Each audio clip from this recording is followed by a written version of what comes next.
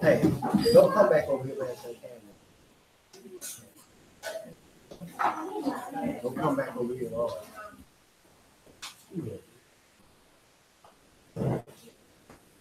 All right, y'all. Come on, let's go get free.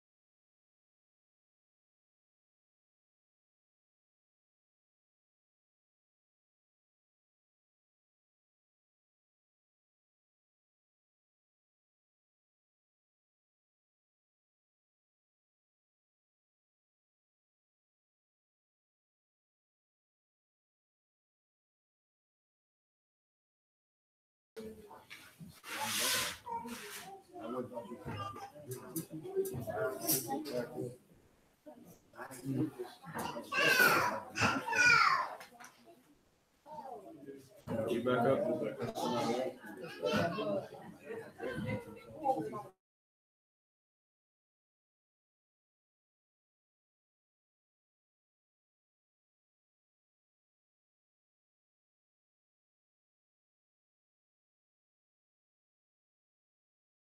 Y'all sound happy to be here.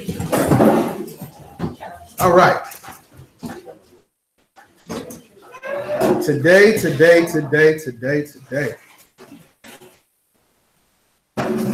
I got a couple questions for y'all. I know how y'all love my questions.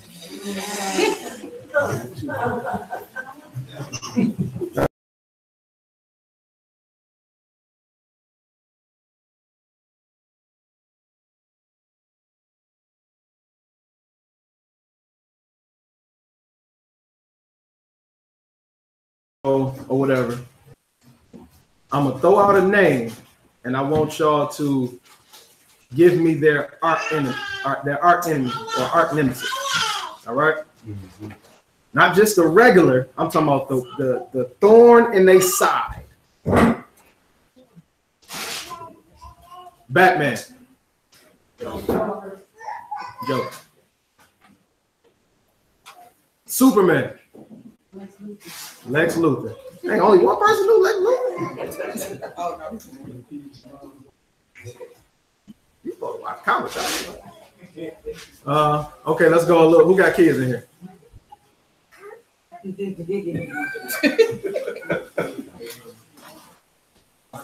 Sister Monica. Dora the Explorer.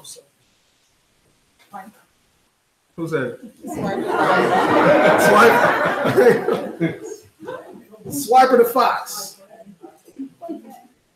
What's another one?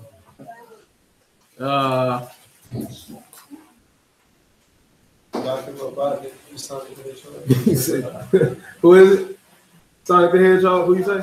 Dr. Robotnik. Dr. Robotnik. Okay. Man, for you.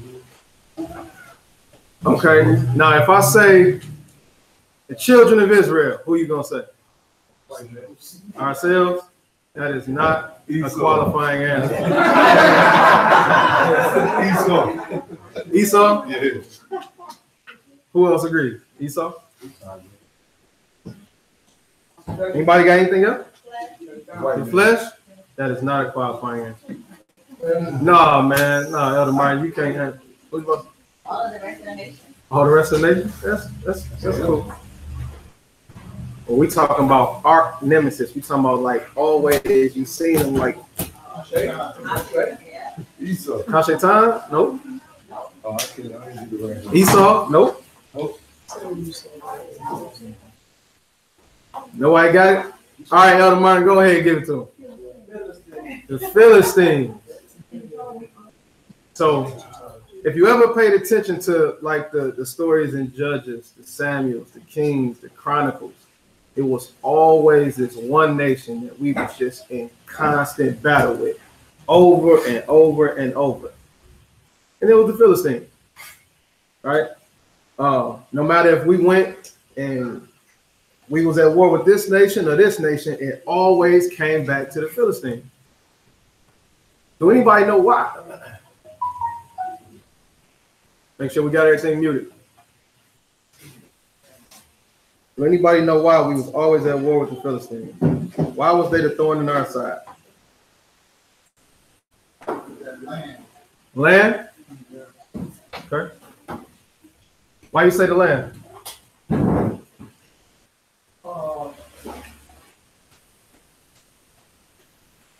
Because God gave us that land. Okay.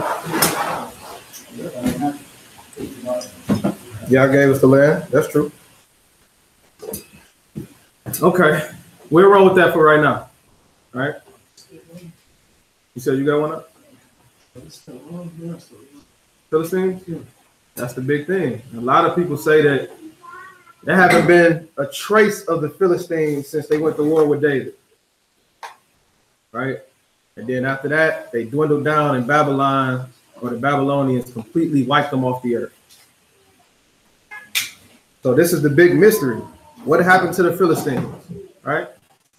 But the key in knowing what happened to the Philistines is to know why they was beefing with the children of Israel so much. So the title of the lesson is called "We Want a King, a Tale of Two Nations." So when was it that the children of Israel said they want a king? Who was they dealing with at the time? Samuel. Let's pick it up there right quick.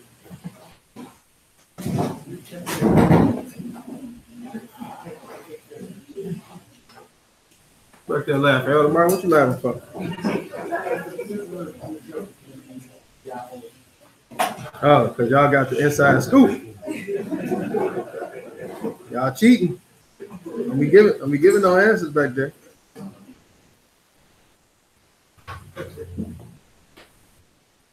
Get 1 Samuel chapter 8. Verse 4.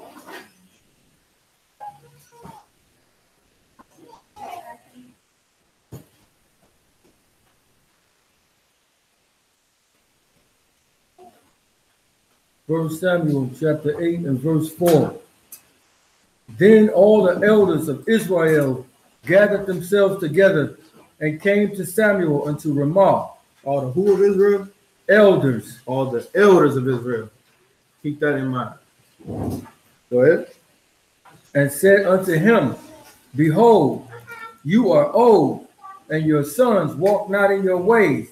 Now make us a king to judge us like all the nations. Make us a king to do what? To judge us like all the nations. Make us a king to judge us like all the nations. They said that for a reason. We're going to get to that reason. Go ahead. But the thing displeased Samuel. The thing displeased who? Samuel. It displeased who? Samuel. It displeased Samuel. Why did it displease Samuel for them to say, make us a king? Because Samuel knew we already had a king, which was who? Which was the Most High. Or so we think. Hold on to that though. Keep reading. But the thing displeased Samuel when they said, Give us a king to judge us. And Samuel prayed unto Yahuwah. So they coming at Samuel like, look, man, you getting old. And we need a king to go for us and to judge us, right? Samuel says Samuel was displeased. He went and prayed to Yahuwah. Read on. And Yahuwah said unto Samuel, Listen unto the voice of the people in all that they say unto you. But they have not rejected you. They have not rejected who? You. But they have rejected me, that I should not reign over them. What type of he says that they have not rejected you, but they have rejected me from reigning over them. Why did he have this conversation with Samuel like this? Why he didn't just say, oh man, my people rejected me? Why would he have to say, they're not rejecting you, but me? Increase what? What they just said. You getting old. So they evidently subjective to him. Subjective to Samuel? Yeah. We're gonna see. Verse 7 again.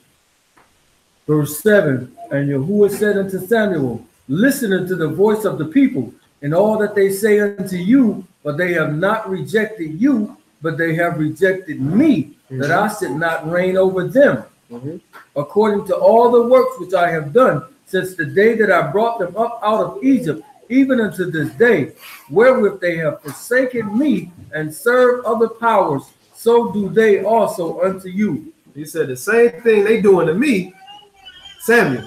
They did it to who? To you. To you. Why would he be talking to Samuel like this? All right?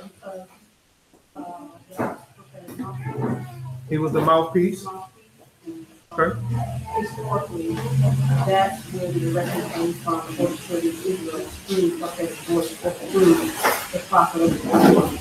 And so they weren't listening to him, they were definitely saying. So he was saying, we want to take this. Not good at it, he was really rude, Now that's, everybody heard what she said?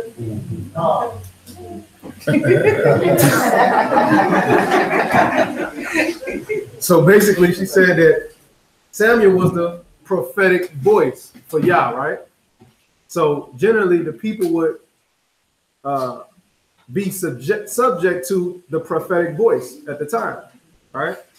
So because he was the prophet, they were supposed to listen to him. And he's saying, don't take it personal. They're not rejecting you, they're rejecting me, right? Now, what if I told y'all it was a little bit deeper than that? Would you believe?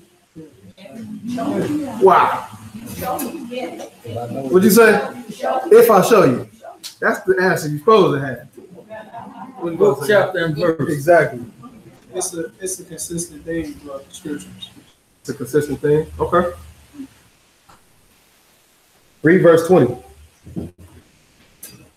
Matter of fact, verse 19. Verse 19.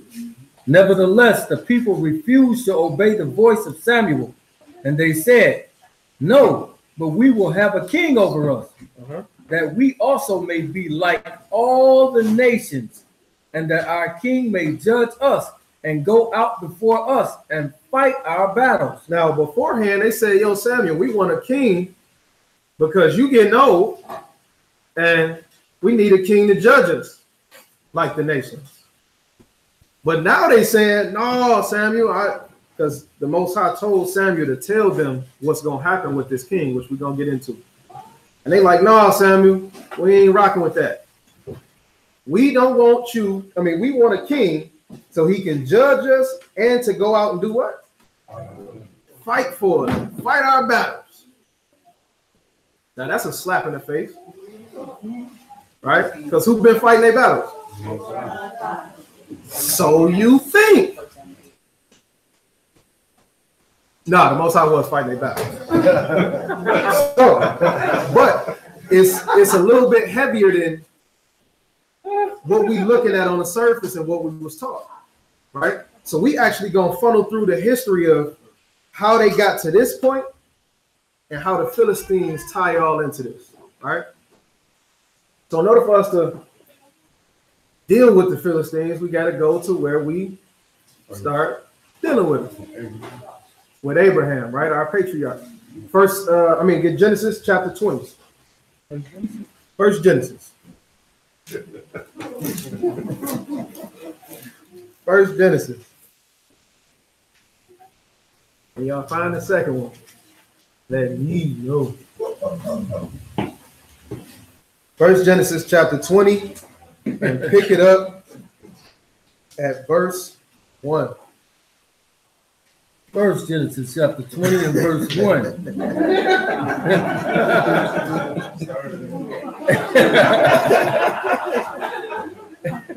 And Abraham journeyed from thence toward the south country and dwelled between Kadesh and Shur and sojourned in Gerar. So he done lived between Kadesh and Shur, but he sojourned, which means he lived in where? He lived in Gerar. Where's Gerar? That was a Philistine city, right? First time we really see the Philistine name at all pop up in the scripture, right? Or their landmass. Verse 2. And Abraham said of Sarah, his wife, she is my sister. She is my what? My sister. Now, we went over this before, right? According to the scriptures and according to their history, that was his sister, right? But it was his wife. Go ahead.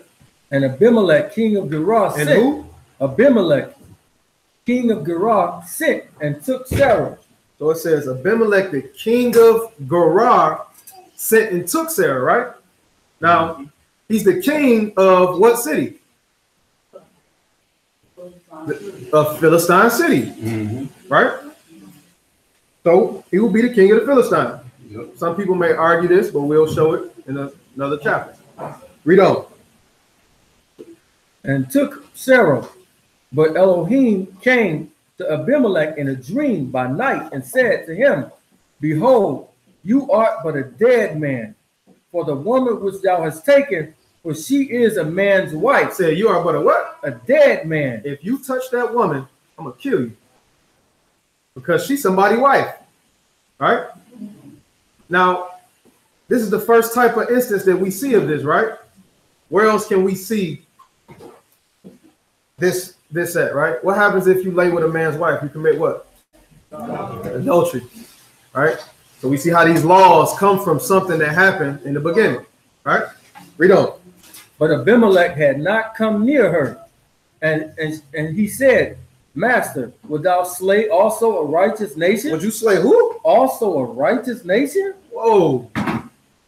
So this guy that's the king of the Philistines talking to y'all like, Master, are you going to slay a what type of nation? A righteous nation? Was they of Abraham? Well, he countered and said, hey, you going to slay this righteous nation? We ain't did nothing wrong. Read. Said he not unto me? She is my sister. And she herself said, he is my brother. Listen, that man plain Jane told me that was his sister. And she solidified it because she said that was her brother. I wouldn't have never tried to sleep with this man's wife because we are what type of nation? A righteous nation. We ended up fighting back and forth with these people, but right here in the beginning of the whole thing, they saying that they are righteous. Go ahead. In the integrity of my heart and innocency of my hands have I done this. And Elohim said unto him in a dream, Yea, I know that thou didst this in the integrity of your heart. I know that you what? I know that you did this in the integrity of your heart. I know that when you took her, you wasn't trying to sleep with her because this was another man's wife. I know you telling the truth. I know you have integrity in your what? In your heart. In your heart. This don't sound like the big bad Philistines we've been dealing with. At least right off. Go ahead. For I also withheld thee from sinning against me. He said, what? I also withheld thee from sinning against me. I held you back from sinning against me with laying with that woman. Now, let me ask y'all this. Was there a written law at the time? Were these people considered Gentiles? I don't know. Yeah. So,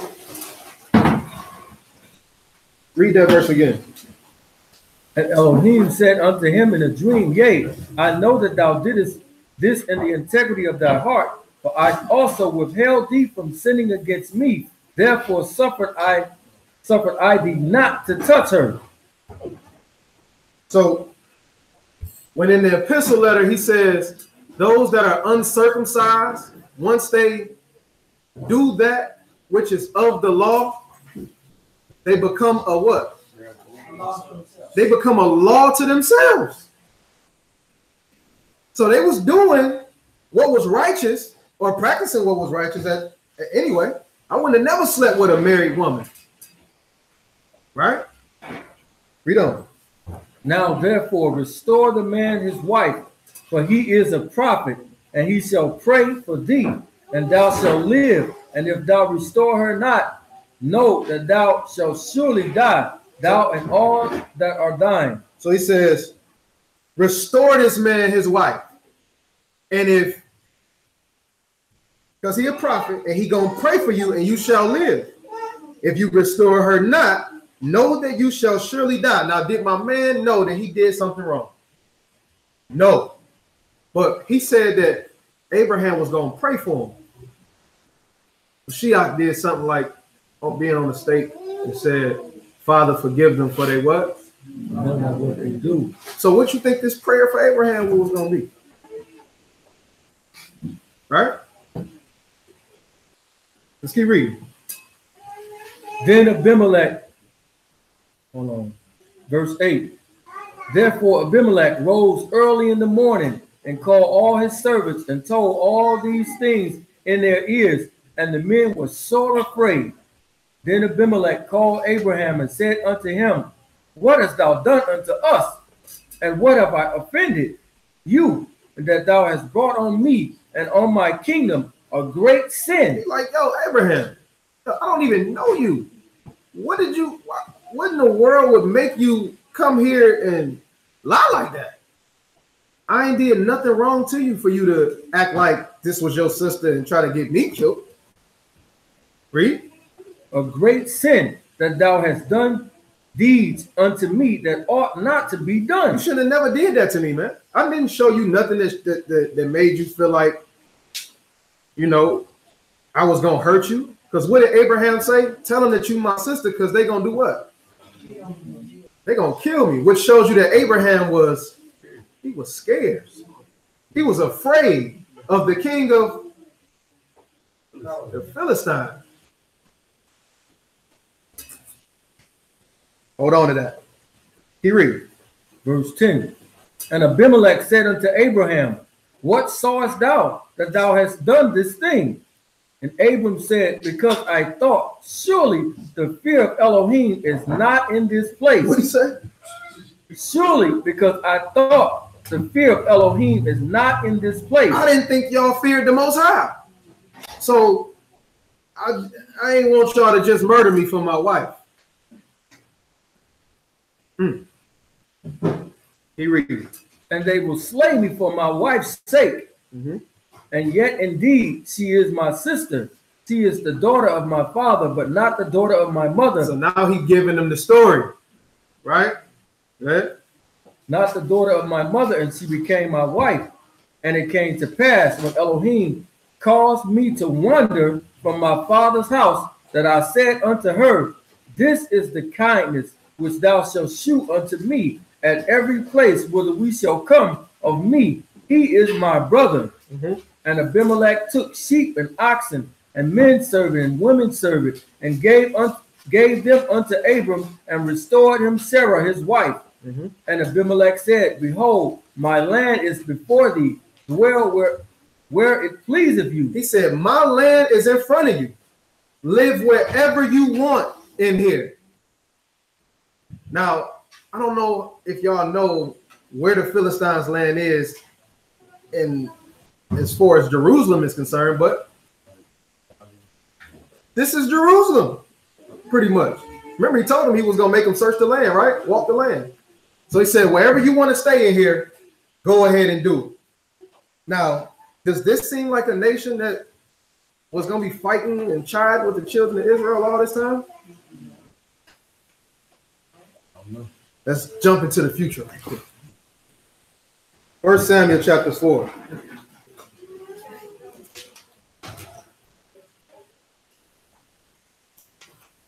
Y'all still with me? Okay. 1 Samuel chapter 4 and verse 1. 1 Samuel chapter 4 and verse 1. And the word of Samuel came unto all Israel. Now Israel went out against the Philistines. Israel went out and did what? Against the Philistines. To do what? To battle and to pitch beside Ebenezer. The Philistines pitched in Aphek. And the Philistines put themselves in array against Israel. And when they joined battle, Israel was smitten before the Philistines, and they slew of the army in the field about 4,000 men. So we go to war with the Philistines at this particular time, and we get smashed on. Now, why do y'all think we would get smashed on going to war against the Philistines? Right here. This is the first time, right? It's not the first time. Yahuwah Yahuwah wasn't with us? That's a good answer.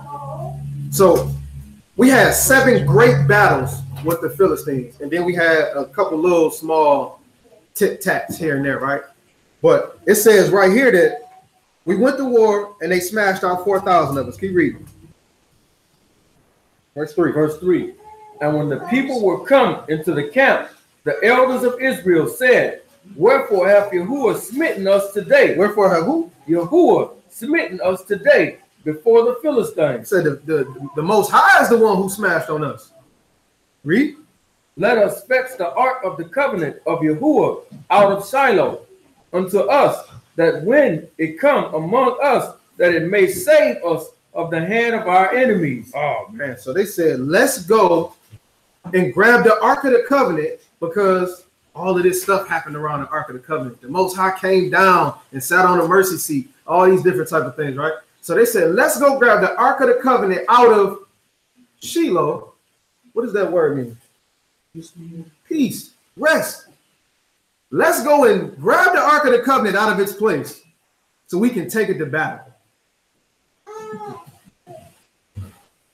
So the Ark of the Covenant can fight for us. Now, do you think if you know that the Most High is fighting on the other side of you, that if you go and grab the Ark that he told you to make, that this is going to cause you to win?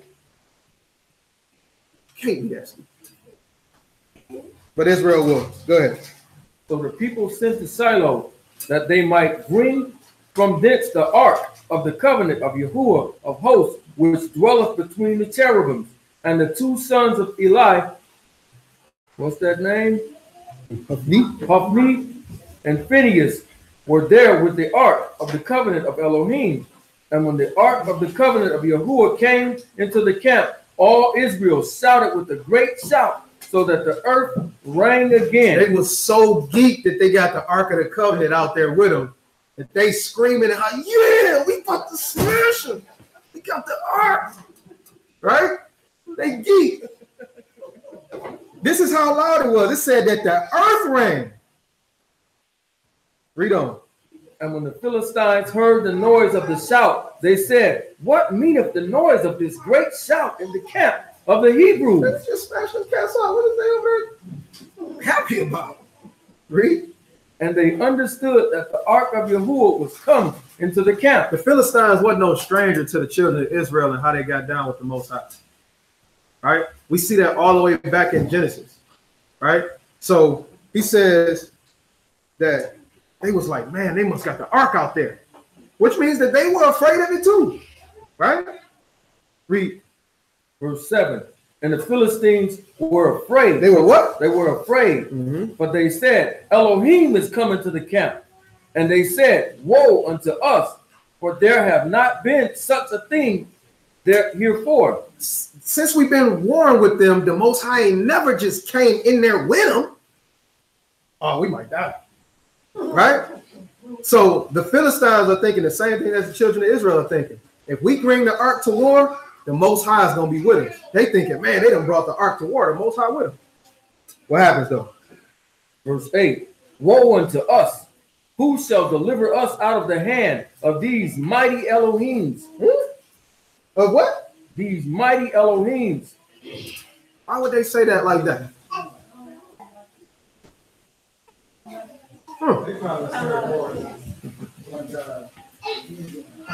Say it again. Remember, they are very familiar with the children of Israel. If y'all don't get it, we'll hold on to it till later.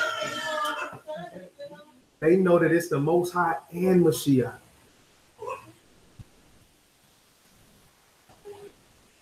Keep going.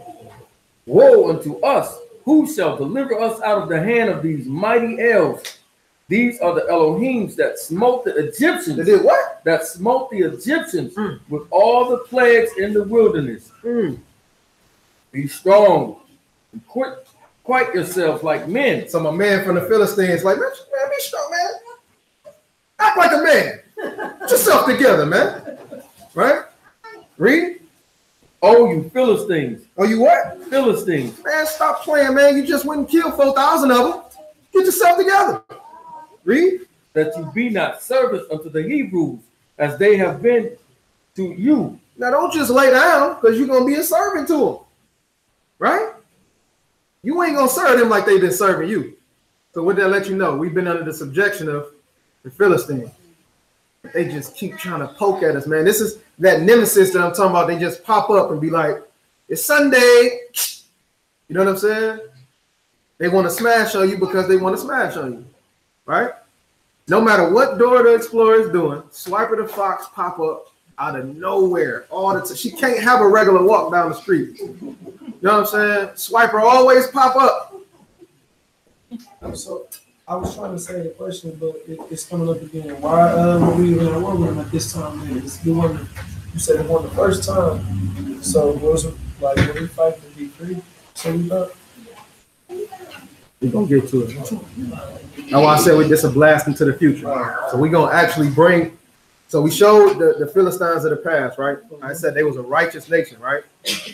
And now we're showing, hey, we get all the way over here and we fighting and they killing us by the boatload.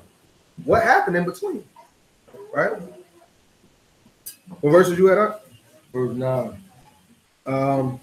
Read verse 10. And the Philistines fought, and Israel was smitten. Oh, so they done had the Ark of the Most High out there, and they still got beat on. Keep reading. And the Philistines fought, and Israel was smitten, and they fled every man into his tent. And there was a very great slaughter, for there fell of Israel 30,000 footmen. So the first time they lost 4,000. Now when they think that they're doing something going to grab the ark, they lose 30,000. Something is up with this right here. Read. And the ark of Elohim was taken. It was what? It was taken. Oh my goodness. So now the Philistines done got so happy-go-lucky that they done snatched the ark. Read. And the ark of Elohim was taken, and the two sons of Eli, Hophni and Phinehas, were slain. Now let me ask y'all a question. What happened if you touched the Ark of the Covenant and you wasn't a priest? How were they able to put their hands on the Ark of the Covenant?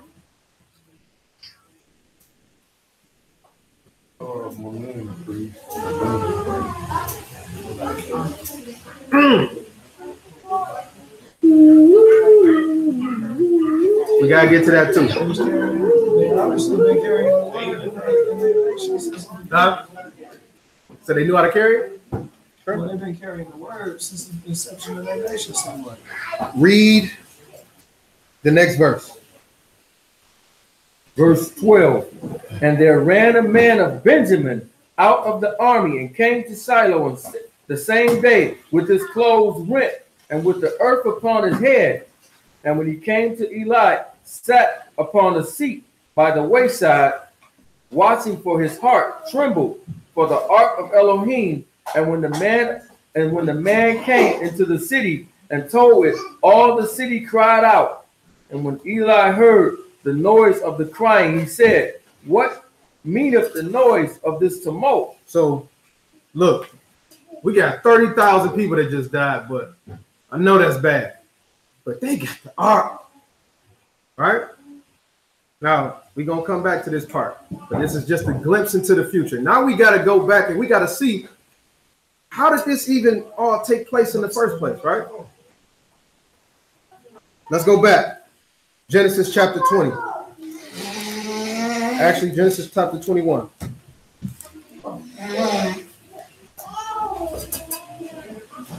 Let's pick it up at verse. Now remember, Abimelech just told just told Abraham, hey, look, everywhere you want to live in this land, you can live, right? Anywhere you want to settle, right? Pick it up at Genesis chapter 21 and verse 22.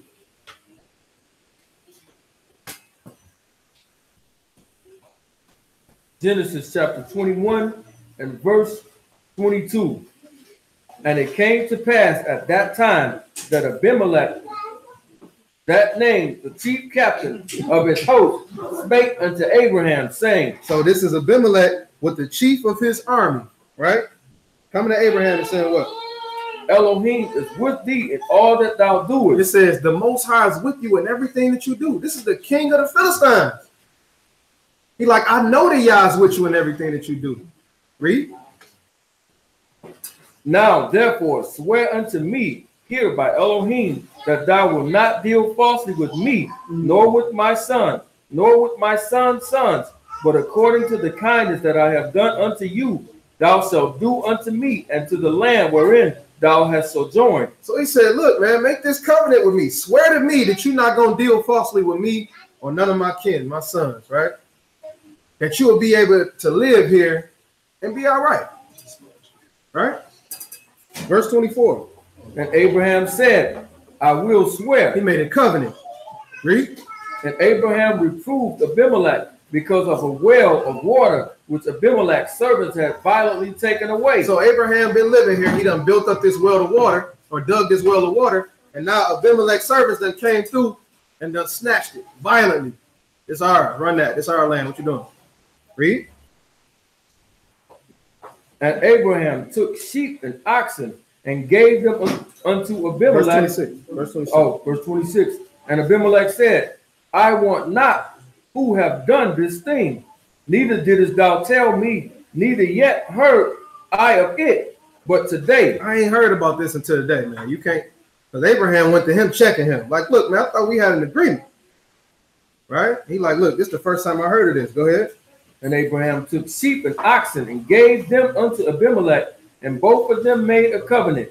And Abram set 7 ewe lambs of the flock by themselves. And Abimelech said unto Abram, what mean these 7 ewe lambs which thou hast set before themselves?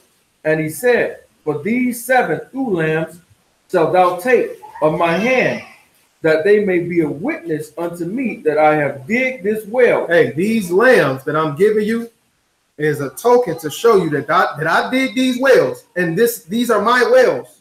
We in your land, but this is my stuff. Right? Go ahead. Wherefore he called that place Beersheba, because they swear both of them. Thus they made a covenant at Beersheba. Then Abimelech rose up that name, the chief captain of his host, and they returned into the land of the Philistines. And Abram planted a grove in Beersheba and called there on the name of Yahuwah, everlasting El. And Abram sojourned in the Philistines' land many days. So this is where he was living at. This was his spot. He was in the land of the Philistines. Everything was cool. Everything was peachy. Right? Exactly. It was right on the coast. It was by the water. It was by the sea. Genesis chapter 26. Pick it up at verse 1. Let me ask y'all a question. When it was a famine in any land around there, where did everybody go to? Why? Because it was plentiful, right? Yep. Let's see what happens here. Verse 1? Yep. Genesis 26 and 1. Genesis chapter 26 and verse 1. And there was a famine in the land, besides the first famine that was in the days of Abraham. And Isaac went unto Abimelech, king of the Philistines, unto Gerar. It's the son now. Same king. Abraham must have died, right?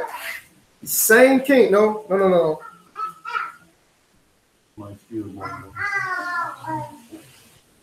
No, this is the same king, right? Go ahead. Unto Gerar, and Yahuwah appeared unto him and said, go not down into Egypt. Don't do what? Go not down into Egypt. Don't go into Egypt. Go ahead. Dwell in the land which I shall tell you of. Sojourn in this land, and I will be with you, and will bless you. For unto thee and unto thy seed I will give all these countries, and I will perform the oath which I swear unto Abraham thy father. Now, where was he at? The land of the Philistines, right? So he said, look, just like what he told Abraham, don't go nowhere. Stay over here, because I'm going to give you all of this land. Right? Go ahead. And I will make thy seed to multiply as the stars of Shamayim, and I will give unto thy seed all these countries, and in thy seed shall all the nations of the earth be increased. Verse 6. And Isaac dwelt in Gerar, and the men of the place asked him of his wife, and he said, she is my sister. Whoa. That boy did the same thing his daddy did, right? Because he in the land of where? Gerar. And he looking at these people that are Philistines. It seems to be like they scared of these Philistines. To me. Right? Read on. And the men of the place asked him of his wife, and he said, she is my sister. For he feared to say, she is my wife. Lest she said, the men of the place should kill me for Rebekah, because she was fair to look He upon. was fine in his old age wine, and he ain't want to get smashed out. Right? Just like his father. Right? But did them people, what type of nation was this that he was in? Righteous nation. Oh, righteous nation. This ain't have nothing to do with them more so as opposed to it being him. He was scared. Read. And Abimelech called Isaac and said, behold, of a surety, she is thy wife. Man, that's your wife, man. I've been down this road before with your dad. Right? What else he said? Verse 8, and it came to pass when he had been there a long time that Abimelech, king of the Philistines, looked out at a window and saw, and behold, Isaac was sporting with Rebekah his wife. What was he doing with her? It was whole thing. They was showing public affection. That wasn't so they playing one-on-one. No. He seen them showing public affection with one another. Remember when they first seen each other, he kissed her. Right?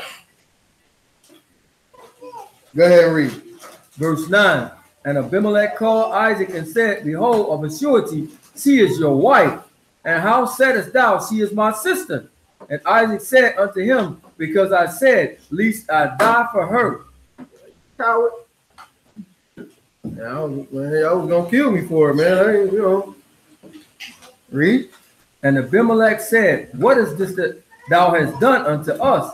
One of the people might likely have lied with thy wife. One of the people might not knowingly slept with your wife.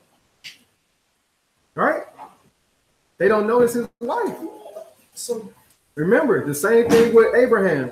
When Abraham said that this is my sister, Abimelech was like, oh, that's your sister?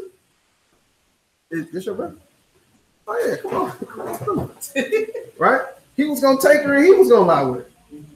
Right? Oh yeah, so she would be scared if he was scared. I got you. So now the same thing with Isaac, right? He doesn't, hey, this is my sister.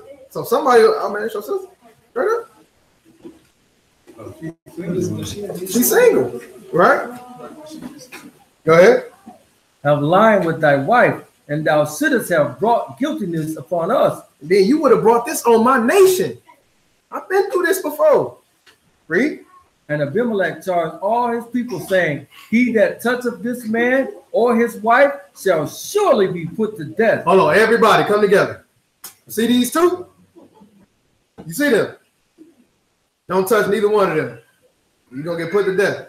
Because remember, the Most High came to him about his daddy and said, if you put your hands on this woman, you shall surely die. The part we didn't read is where he said, you and your whole house. Right? Go ahead. Verse 12, then Isaac sowed in the land and received in the same year 100-fold, and Yahuwah increased him. And the man waxed great and went forward and grew until he became very great. For he had possessions of flocks and possessions of herds and great store of servants. And the Philistines envied him. They did what? Envied him. They envied him because he in their land and flourishing. This is a picture of something that's going to happen in the future. Read. For all the wells which his father's servants had digged in the days of Abraham, his father, the Philistines had stopped them and filled them with earth. They filled them with dirt, right? We don't want his wells in here, right? Go ahead. And Abimelech said unto Isaac, go from us, for thou art much mightier than we. Man, just go ahead away from us, man. You done got to be so big in here, man. You done got too big for us, man. Go ahead and get up out of here. Read. And Isaac departed thence and pitched his tent in the valley of Gerar and dwelt there. And Isaac digged again the wells of water which they had digged in the days of Abraham his father, for the Philistines had stopped them after the death of Abraham and called their names after the names by which his father had called them. So he went to the same wells that his pops digged and was about to get them back going, right? What happened? And Isaac's servants digged in the valley and found there was a well of springing water. There's running water right there, right? Read. And the herdmen of Gerar did strive with Isaac's herdmen, saying, the water is ours. And he called the name of the well Esek, because they strove with him. So the Philistines came through and was like, man, this is our water. You need to go ahead and get up out of here. But but Abraham already made a covenant with Abimelech about these wells. Read. And they digged another well and strove for that also. And they came to the next one that he was at and gathered him about that one. So remember, when I was talking about these antagonists, how every time they would go to do something, here come the Philistines right there. Boom. Right? This is where it starts. Read. And they digged another well and strove for that also. And he called the name of it Sidnah. And he removed from thence and digged another well. And for that they strove not. And he called the name of it Rehoboth. And said, for now Yahuwah have made room for us, and we shall be fruitful in the land. And he went up from thence to Beersheba. So now that rebuff, what does that rebuff mean right there? So he called this one rebuff. It means what? It means wide place or streets. He done made room for us to be here, and the Philistines are still here. Right? Now, keep all this stuff in mind because we're about to hit the go button. So we got 3 things that we got to deal with in this lesson. The Philistines, their perspective. The children of Israel, their perspective. And Samuel, his perspective. Remember, we started off, and the Most High said they ain't rejected you, but they rejected me. Let's jump over here to Samuel 1. Matter of fact, before we go to Samuel 1, get Exodus, the 13th chapter. I'm going to pick it up at verse 16. Now the children of Israel mimicked Abraham and Isaac, their forefathers, because they were a bunch of scaredy cats. Since we came to existence, when it came to war, the children of Israel did not want to fight. As much as we put in our head that we was just these great warriors and then we wanted to get out and we wanted to do this and do that, we were not them dudes. Right? We wasn't tough like that. Remember, he said, I didn't choose you because you were greater than all the people. Right? Exodus chapter 13, verse 17. Let's deal with Israel right quick. Exodus chapter 13, verse 17. And it came to pass, when Pharaoh had let the people go, that Elohim led them not through the way of the land of the Philistines. He didn't what? Led them not through the way of the land of the Philistines. The Most High didn't lead them the way through the Philistines, even though it was what? Although that was near. It was nearer. If we'd have went through the land of the Philistines, we would have got to Jerusalem like that, because that's how close it was to our land. Right? But why he didn't do it? For Elohim said, lest peradventure the people repent when they see war and they return to Egypt. Because they was going to get scared. Just like Abraham and Isaac, whenever we came up to these Philistines, we got shook. It was something about these people's military that was just raw. Now, I did some research on it, right? And they said that at the time, they were the only people that were toting iron swords, when everybody else was using copper and brass, which makes bronze, right? So when those iron swords would hit those bronze shields, it would cut straight through. So you ain't want to deal with fighting with them, right? And this is their name, their fame, how they fame spread it, right? About their army. They wasn't nothing to mess with, right? So the Most High said, I'm not going to take them through the Philistines' land because they're going to get scared and want to go back. Read it out of the Hallelujah right here. Exodus 13 and 17. Exodus 13, 17 from the Hallelujah. And it came to be, when Pharaoh had let the people go, that Elohim did not lead them by the way of the land of the Philistines, though they were nearer, for Elohim said, lest the people regret when they see fighting and return to Mizraim. So he said, if I take them right here, right now, right? This is before the Song of Moses, right? He says, if I take them through here right now, they're going to be so scared that they're going to try to run back to Egypt, right? Read the next verse, verse 18. Verse 18, but led the people about through the way of the wilderness of the Red Sea, and the children of Israel went up harnessed. They went up what? Harnessed. They went up what? Harnessed out of the land of Egypt. They went up harnessed out of the land of Egypt. What does it mean that they went up harnessed? Huh? They was armed. They were strapped up. Now even though they got all of this weaponry on them, how many people did it say was 6,000 men minus 600. 600,000 men minus the women and the children, right? It wasn't like there was no little bitty people. It was the children of Israel with some other nations, right? So it wasn't like it was over 1 million people. And he like, but even though it's a lot of them, if I take them through here for them to go to war, they're gonna be scared. And it said they went up strapped up, right? Now, when we get to the sea, and they heard the chariots, like the Ak brought out the last time he talked with the Song of Moses, right? They heard them chariots coming. What did they turn around and say to Moses? It's coming. They coming, man. You brought us out here to get us killed. We was better off in Egypt, right? It was not a war bone in the children of Israel at this time at all. So we got to understand. Matter of fact, get Numbers chapter 13.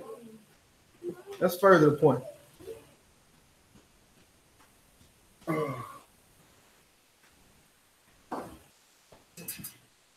Numbers chapter 13 and pick it up at verse 1. Numbers chapter 13 and verse 1.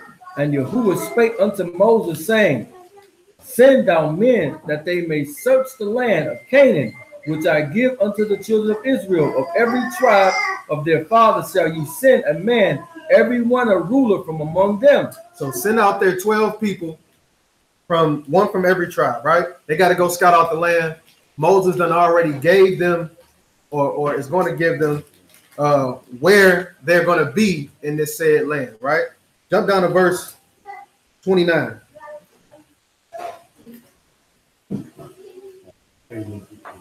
Verse 29. The Amalekites dwell in the land of the south, and the Hittites and the Jebusites and the Amorites dwell in the mountains, and the Canaanites dwell by the sea and by the coast of Jordan. Now these are the people that y'all said if you lay with them, right? And it was going to be an abominable thing. You weren't supposed to lay with these specific nations, right? Read. And Caleb stilled the people before Moses and said, let us go up at once and possess it. Hey man, let's go ride on these cats. It's our land anyway. Read. For we are well able to overcome it. But the men that went up with him said, we be not able to go up against the people, for they are stronger than we. There go that scary stuff again. Right? Read. And they brought up an evil report of the land which they had searched unto the children of Israel, saying, the land through which we have gone to search it, it is the land that eateth up the inhabitants thereof, and all the people that we saw in it are men of great stature. So now when we see that the children of Israel was asking for a king that they go up and fight for them, we understand why, right? They were scared to do it on their own. They wanted somebody to fight for them, right? Get Judges chapter 1.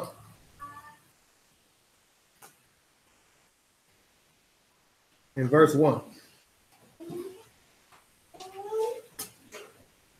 Judges chapter 1 and verse 1. Now after the death of Joshua, it came to pass that the children of Israel asked Yahuwah, saying, who shall go up for us against the Canaanites first to fight against them? It says they asked Yahuwah who gonna fight for them. What is wrong with them? Yo, God, who gonna? Well, Joshua dead. You know what I'm saying? Who's gonna get to fight for us? Like it ain't been y'all the whole time. Right? Jump back to Joshua chapter 13. Let's see what they was really scared of. Joshua chapter 13 and verse 1. Joshua chapter 13 and verse 1. Now Joshua was old and stricken in years. Now, mind you, they done went through at this point in time and smashed out a lot of these nations that live in our land, right? He said, but Joshua done got old now. Read. Now Joshua was old and stricken in years, and Yahuwah said unto him, you are old and stricken in years, and there remaineth yet very much land to be possessed. A whole lot of land we still got to cover. Read. This is the land that yet remaineth. This is what remained. What? Yet remaineth all the borders of the Philistines and all Gershon. So he said all of the land of the Philistines still remain. Now we done smashed out all of these different nations, but we ain't hit the one that everybody been scared of since Abraham. Joshua about to die, right? Read. From Sihor, which is before Egypt, even into the borders of Ekron, northward, which is counted to the Canaanites. So 5 lords. So they said, who gonna fight the Canaanites for us in Judges chapter 1, right? But it says right here that this land, it says, this is the land that yet remain on the borders of the Philistines and Geshuri, from Sheor, which is before Egypt, even to the borders of Ekron. Ekron is a Philistine city. They had 5 altogether, right? Ekron, northward, which is counted to the Canaanites, 5 lords of the Philistines, right? These 5, this all of this land is what remained. And every one of these is Philistine. The biggest test yet, right? Now, how they going to overcome this? Let's go back to Judges chapter 1, verse 1. Y'all still with me? All right.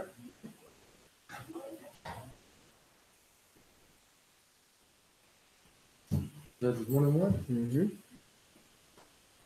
Judges chapter 1 and verse 1. Now after the death of Joshua, it came to pass that the children of Israel asked Yahuwah, saying, who shall go up for us against the Canaanites, first to fight against them? So who gonna fight against the Canaanites, which we know that they were just talking about who? The Philistines, right? Jump to Judges chapter 3. Judges chapter 3 and 1. Now these are the nations which Yahuwah left to prove Israel. By them, even many of Israel had not known all the wars of Canaan. So he said that these are the ones that Yahuwah left, right? Now, why would Yahuwah leave these people in the land for them? To prove them. To prove them, right? But we know that Yah is not an unjust Elohim. Let's go back and see why he left them. Go back to Joshua 13.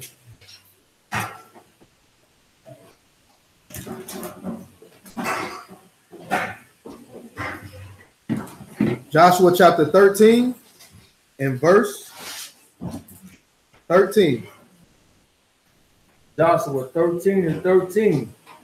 Nevertheless, the children of Israel expelled not the Gerberzites, nor that name, but that name and that name dwell among the Israelites to this day. These are Philistines. So it says they had the opportunity, it said, but they had not expelled or got these people out of the land yet. Right? But what did they do? Only unto the tribe of Levi he gave none inheritance, the sacrifice of Yahuwah, Elohim of Israel made by fire are their inheritance. And he said unto them, and Moses gave unto the tribe of the children of Reuben inheritance according to their families. You going? Hold on one moment.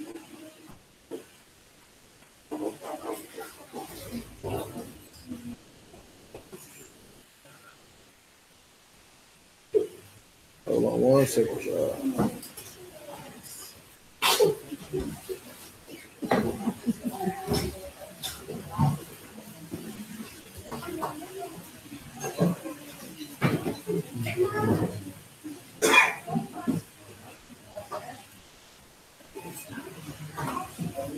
Hold on 1 second.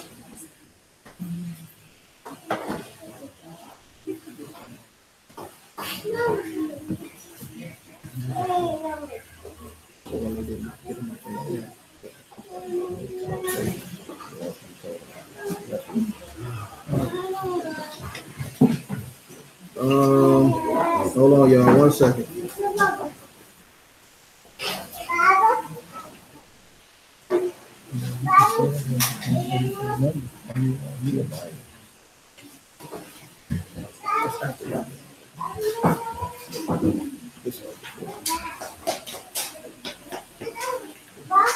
Hold on, y'all.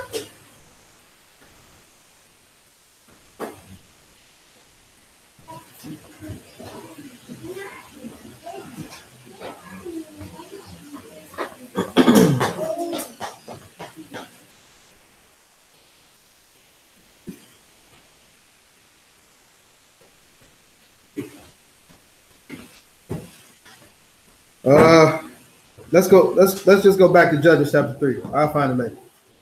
Judges chapter 3, because it kind of show it here too. Judges chapter 3 and 1 again. So we know that these people didn't get out of the land because the children of Israel didn't expel them. Of course, they were afraid, right? 3 and 1 again. Judges chapter 3 and verse 1. Now these are the nations which Yahuwah left to prove Israel by them, even as many of Israel had not known all the wars of Canaan. Only that generation of the children of Israel might know to teach them war. To do what? To teach them war. So he left them because they didn't know the wars of Canaan, that they was going to do what? Teach them war. And at the least, such as before knew nothing thereof. Go ahead. Namely, 5 lords of the Philistines. So he used them. He used the Philistines to go in and teach them how to fight. Now, not teach them how to fight like, hey, take your sword and do this. No. They're going to smash them. Right? Because remember, they asked Yahuwah, well, who going to fight for us? Right?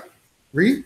Namely, 5 lords of the Philistines, and all the Canaanites, and the Sidonians, and the Hivites that dwell in the mount of Lebanon, from the mount Baal Hermon unto the entering in Hamath. And they were to prove Israel by them, to know whether they would hearken unto the commandments of Yahuwah, which he commanded their fathers by the hand of Moses. So he used them to see if they was going to keep the commandments. Just like he used the wilderness to see if the children of Israel was going to keep the commandments. Right? Now watch what happened. Go ahead. Verse 5. And the children of Israel dwelt among the Canaanites, Hittites, Amorites, Perizzites, Hivites, and the Jebusites. And what they do? And they took their daughters to be their wives, and gave their daughters to their sons, and served their Elohim. Oh, man.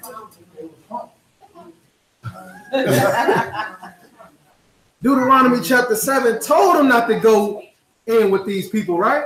Because they was going to make your hearts go what? Go after their God.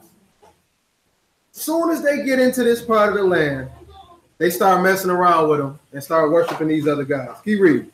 And the children of Israel did evil in the sight of Yahuwah, and forgot Yahuwah their Elohim, and served Baalim and their groves. So now, I don't know if y'all remember, but B did a lesson and he kept hitting these judges joints where it says, and the children of Israel did evil in the sight of the Most High. And the children of Israel did evil. We're going to kind of go through that, but we're going to show you what they did. So they worship other gods right here, right? Verse 9. And when the matter of fact, verse 8, I'm sorry.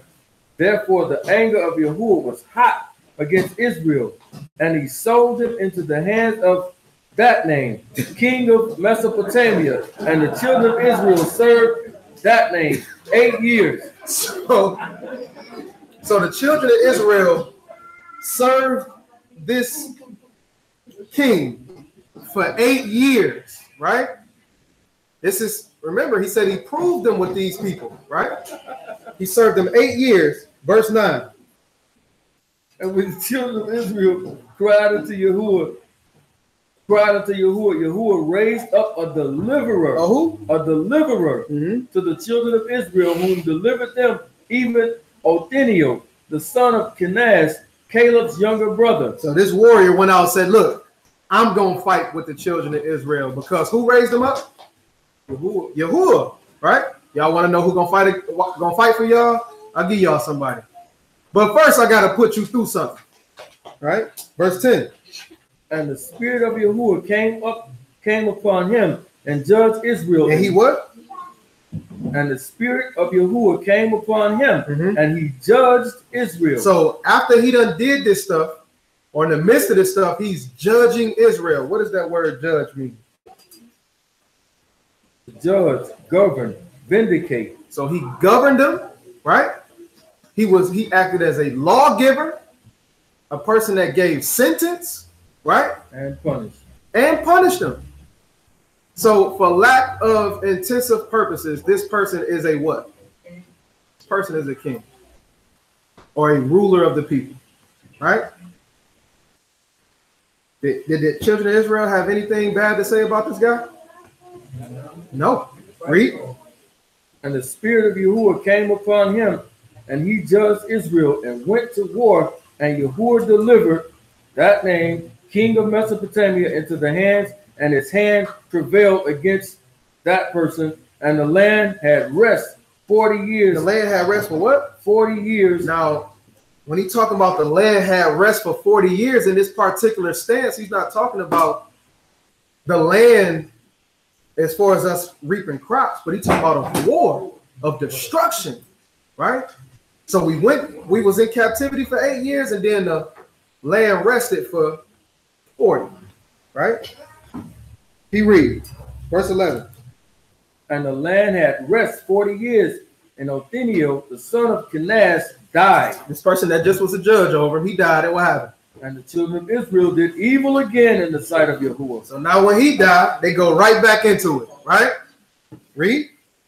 And Yahuwah strengthened Eglon, the king of Moab, against Israel. So first he used the Cushan dude, right? That name. And now he using Eglon, right? Of Moab. And how long did they serve them?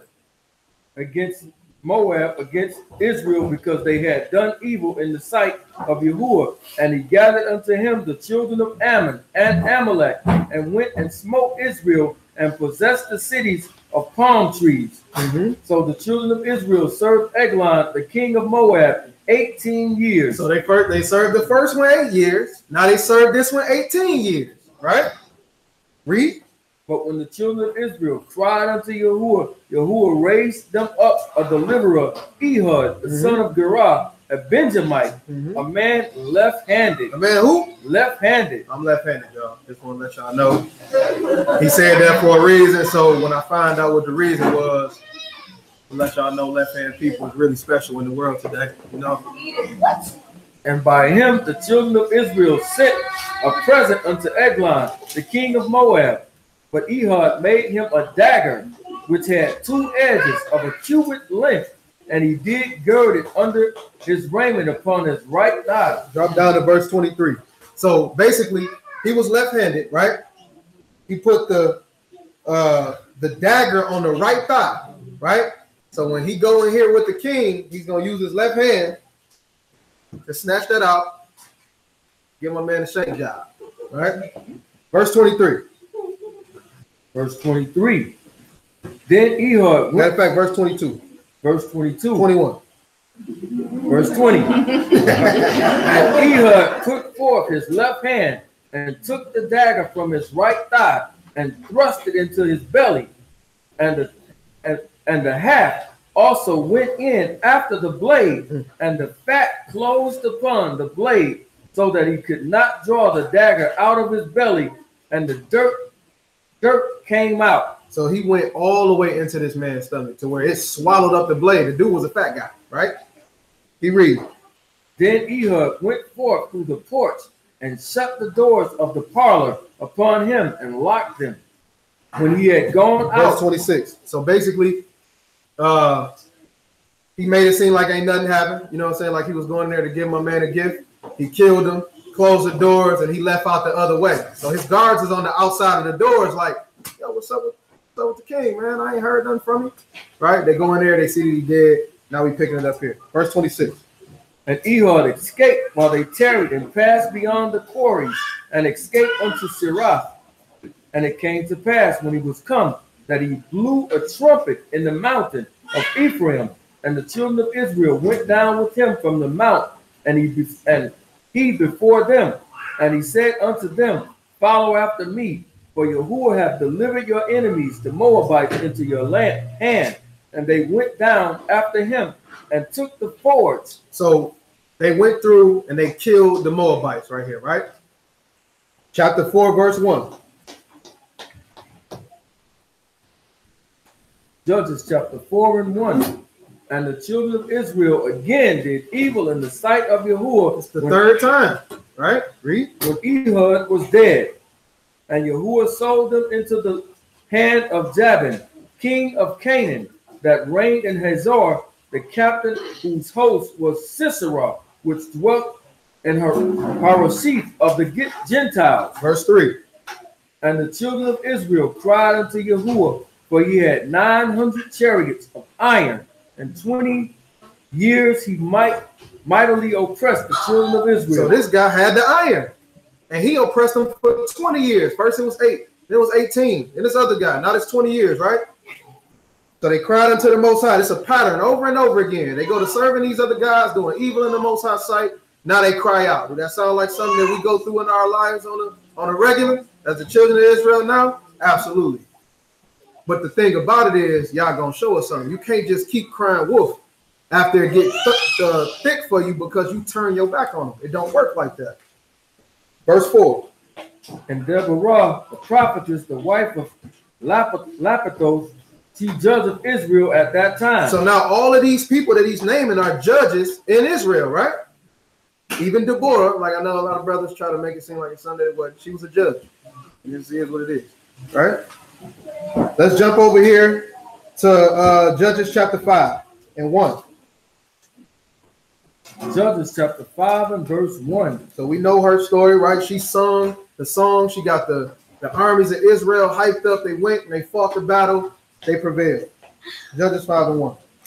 Then sang Deborah and Barak, the son of Abnon, of that day, saying, Praise ye Yahuwah for the avenging of Israel, when the people willingly offered themselves. Hear, O ye king, give ear, O ye princes. I, even I, will sing unto Yahuwah. I will sing praise to Yahuwah, Elohim of Israel. Verse 31. So let all thy enemies perish, O Yahuwah, but let them that love him be as the sun when he goeth forth in his might. And the land had rest 40 years. Land had rest for another 40 years after this, right? 6 and 1. Judges chapter 6 and verse 1. And the children of Israel did evil in the sight of Yahuwah, and Yahuwah delivered them into the hands of Midian 7 years. And the hand of Midian prevailed against Israel. And because of the Midianites, the children of Israel made them dens, which are in the mountains and caves and strongholds. Verse 7. And it came to pass, when the children of Israel cried unto Yahuwah because of the Midianites, that Yahuwah sent a prophet unto the children of Israel, which said unto them, Thus saith Yahuwah Elohim Israel, I brought you up from Egypt and brought you forth out of the house of bondage, and I delivered you out of the hand of the Egyptians and out of the hand of all that oppressed you, and drave them out them from before you, and gave you their land. So the Most High saying, look, now all this time it's been judge after judge, warrior after warrior going to fight for the children of Israel, right? This time when they cried out, he spoke back. Look, man, I done got y'all from Egypt. I done took y'all from this people, from that people, from this people, from that people. Stop messing up. Stop worshiping these other guys, right? Read on. Verse 10. And I said unto you, I am Yahuwah your Elohim. Fear not the gods of the Ammonites, in whose land ye dwell, but ye have not obeyed my voice. And there came a Malachim of Yahuwah and sat under an oak, which was Ophrah, that pertained unto Joash, that name, and the son of Gideon thrashed wheat. by the winepress to hide it from the Midianites. So Gideon goes in, he smashes out the people, right? I ain't gonna keep boring y'all with the same stuff. We know what the children of Israel did over and over and over. Every time they had a judge that judged them, gave them the law, gave them sentence, everything like that nature, they waited till he died and started messing up again, right? Because these men were winning them over by might. These men were going and fighting for them, which, hey, if this dude's gonna fight for us, let's rock with him, right? But he won them over by might. So with Qual's lesson last week, was that last week? 2 times ago, when he said you had Mashiach and Barabbas, and the people chose Barabbas, right? Because he was a fighter for them. He was going and smashing out the Romans. It's the same type of deal. They picking the people or rolling with the people that they see are going to go out and literally fight in front of them, right? But they're looking to the men for the deliverance when who is the one who raising them up? The Most High. It's all to show them something. Get Judges chapter 10.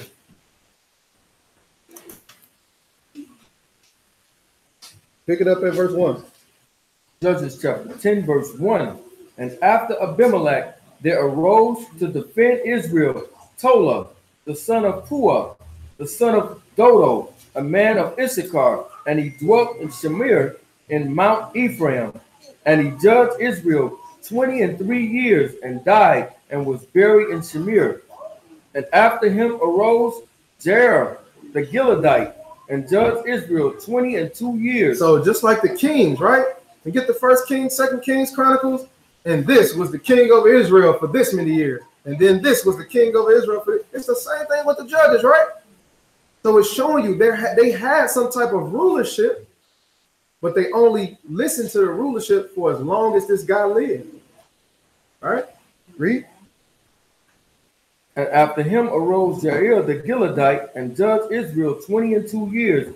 And he had 30 sons that rode on 30 donkeys, and they had 30 cities which are called Havajar. Hey, look, they said that name. Verse 6. And the children of Israel did evil again in the sight of Yahuwah, and served Baalim and Ashtaroth, the gods of Syria, and the gods of Zidon, and the gods of Moab, and the gods of the children of Ammon, and the gods of the Philistines, and forsook and Yahuwah. did what? And forsook Yahuwah. It's the first time that they served all of these gods, and this is the first time that it says that they actually forsook Yahuwah. Read. And served not him. Mm-hmm. And the anger of Yahuwah was hot against Israel, and he sold them into the hands of the Philistines. Uh-oh. Now, all of these people he done went through before, right? He done went and got them from, hey, you can go to, I'll send you to these people, you serve them for a little while, I'll get you out. Serve them for a little while, I'll get you out. This is the first time he actually sold them to the Philistines. This big bad army, right? Read. Sold them into the hands of the Philistines and into the hands of the children of Ammon. Mm-hmm. And that year they vexed and oppressed the children of Israel 18 years. And all the children of Israel that were on the other side of Jordan in the land of the Amorites, which is in Gilead. Moreover, the children of Ammon passed over Jordan to fight also against Judah. So now they got the Philistines going at them in one spot, and then you got Ammon coming at Judah in another spot, right? Read.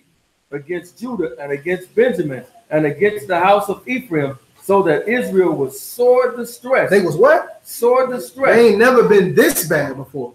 Read. And the children of Israel cried unto Yahuwah, saying, we have sinned against you. Same old story, right?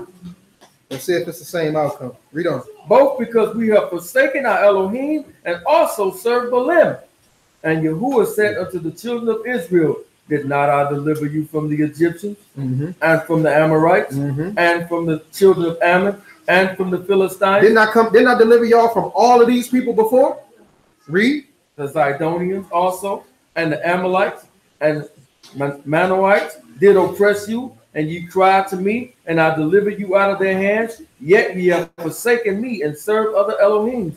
Wherefore I will deliver ye no more. Oh, I done took you from this people, this people, this people, this people, this people. I'm not coming to get you no more. What else he telling? Go now and cry unto the gods which you have chosen. Let them deliver you in the time of your tribulation. Go and holler at them fake gods y'all been worshiping. Tell them to get you out of it. Now, it just so happened that they under the rulership of the Philistines right now. The worst of the worst at the time.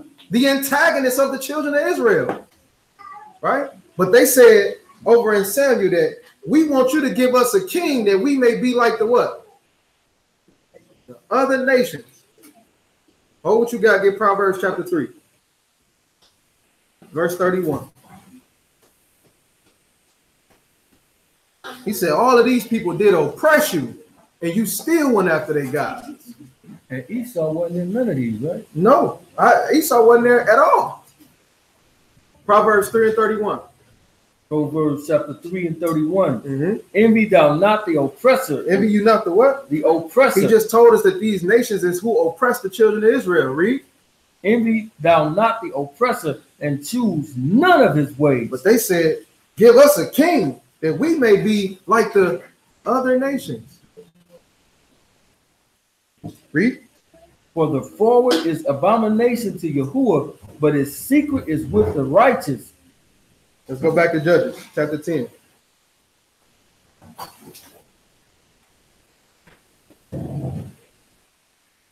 Pick it up at verse 14 again. Judges 10:14. Go and cry unto the gods which you have chosen. Let them deliver you in the time of your tribulation. And the children of Israel said unto Yahuwah, we have sinned. Do thou unto us whatever seemeth good unto thee. Deliver us only, we pray thee this day. Whatever you want to do to us, but please get us out of here today. Right? Because who they under now? They under the Philistines. Now that's a whole different ball game. Right? Read. And they put away the strange gods from among them and served Yahuwah, and his soul was grieved for the misery of Israel. Now they actually on their own, without being delivered, turned from their ways, right? They repented, put down the strange gods. But did that mean that the Most High was going to get them up out of there? You cry wolf too many times, he's not coming. It's hurting him not to come and get the children of Israel. Read that last verse again. And they put away the strange gods from among them and served Yahuwah, and his soul was grieved for the misery of Israel. He was hurting because they was going through all of this hell. But y'all got to learn y'all lesson. So sometimes you might have to go through something, and even though you repent, even though you turned your ways around, even though you done made it to where I'm okay, I'm keeping the commandments, you still might have to go through that storm because he had to tell you too many times. But he said, don't be weary and well doing, right? So even though you're going through this, don't mean turn around and say, oh man, well, he doing all this stuff to me anyway. I might as well go on the way around. No, because the only way he coming to get you out is when he ready, when you ready. Read the next verse. Then the children of Ammon were gathered together and encamped in Gilead, and the children of Israel assembled themselves together and encamped in Mizpah. And the people and the princes of Gilead said one to another, what man is he that will begin to fight against the children of Ammon? And he shall be head over all the inhabitants of Gilead. Now here they go again. They done turn their ways around and say, well, what man is we going to use to fight against them? Then we may make him the head of Gilead. Right? 11 and 1. Judges 11 and 1. Now Jephthah the Gileadite was a mighty man of valor, and he was the son of a harlot. And Gilead begat Jephthah, and Gilead's wife bare him a son, and his wife's son grew up. And they thrust out Jephthah and said unto him, thou shalt not inherit in our father's house, for thou art the son of a strange woman. So now their father, or his father, who was an Israelite, married a strange woman, right? Remember, they said that they was go ahead and they was mixing with these nations, right? So when he grew up in the land, he was a strong guy, right? But they done kicked him out. Man, your daddy slept with a strange woman. You can't be in here, bro. You can't live amongst us, right? Read on. Let's see what happens. Then Jephthah fled from his brethren and dwelt in the land of Tob. And there were gathered vain men to Jephthah and went out with him. And it came to pass in the process of time that the children of Ammon made war against Israel. And it was so. So the children of Israel getting smashed on again, even though they doing what's right in the sight of the Most High. They getting smashed on again because these people ain't stopping, right? They steady coming at them. They steady vexing them. Read. What else? What happened now? And it was so that when the children of Ammon made war against Israel, the elders of Gilead went to fetch Jephthah out of the land of Tob. So they done kicked him out, but they get smashed on so bad, they like, man, we got to go and get this dude. Oh my goodness. Right? Now let me ask you this, huh? Did they say that he was a stranger? No. He wasn't a stranger, right? But they kicked him out anyway. Okay. Let's read on. And they said unto Jephthah, come and be our captain, that we may fight with the children of Ammon. Man, please, man, come back, man. You know we kicked you out, dog, but we need you to fight for it. Read. And Jephthah said unto the elders of Gilead, did not ye hate me and expel me out of my father's house? Did you hate me and kick me up out of here? Sound like the same thing with the children of Israel, how we did Mashiach, and we said we choose Barabbas. But now the children that are looking up are saying, hey, we need you to come back and fight for us. Right? Read. And why are you come unto me now when ye are in distress? Why you come to me now that y'all going through it? Y'all kick me out. Read. And the elders of Gilead said unto Jephthah, therefore we turn again to thee now, that thou mayest go with us and fight against the children of Ammon and be our head. And be our what? Our head over all the inhabitants of Gilead. We want you to go and fight for us so you can be our king. Read. And Jephthah said unto the elders of Gilead, if ye bring me home again to fight against the children of Ammon, and Yahuwah deliver them before me, shall I be your head? I'm going to be your king. Read. And the elders of Gilead said unto Jephthah, Yahuwah will be witness between us if we do not so according to thy words. Then Jephthah went with the elders of Gilead, and the people made him head and captain over them. And Jephthah uttered all his words before Yahuwah in Mizpah. And Jephthah sent messengers unto the king of the children of Ammon, saying, what hast thou to do with me, that thou art come against me to fight in my land?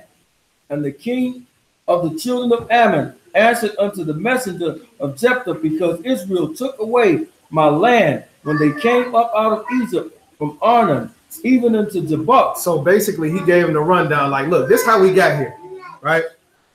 We ain't trying to beef with you like that, man. This just kind of happened by chance. We didn't come over here starting with y'all. When we got here, y'all start messing with us. Pick it up at verse 29.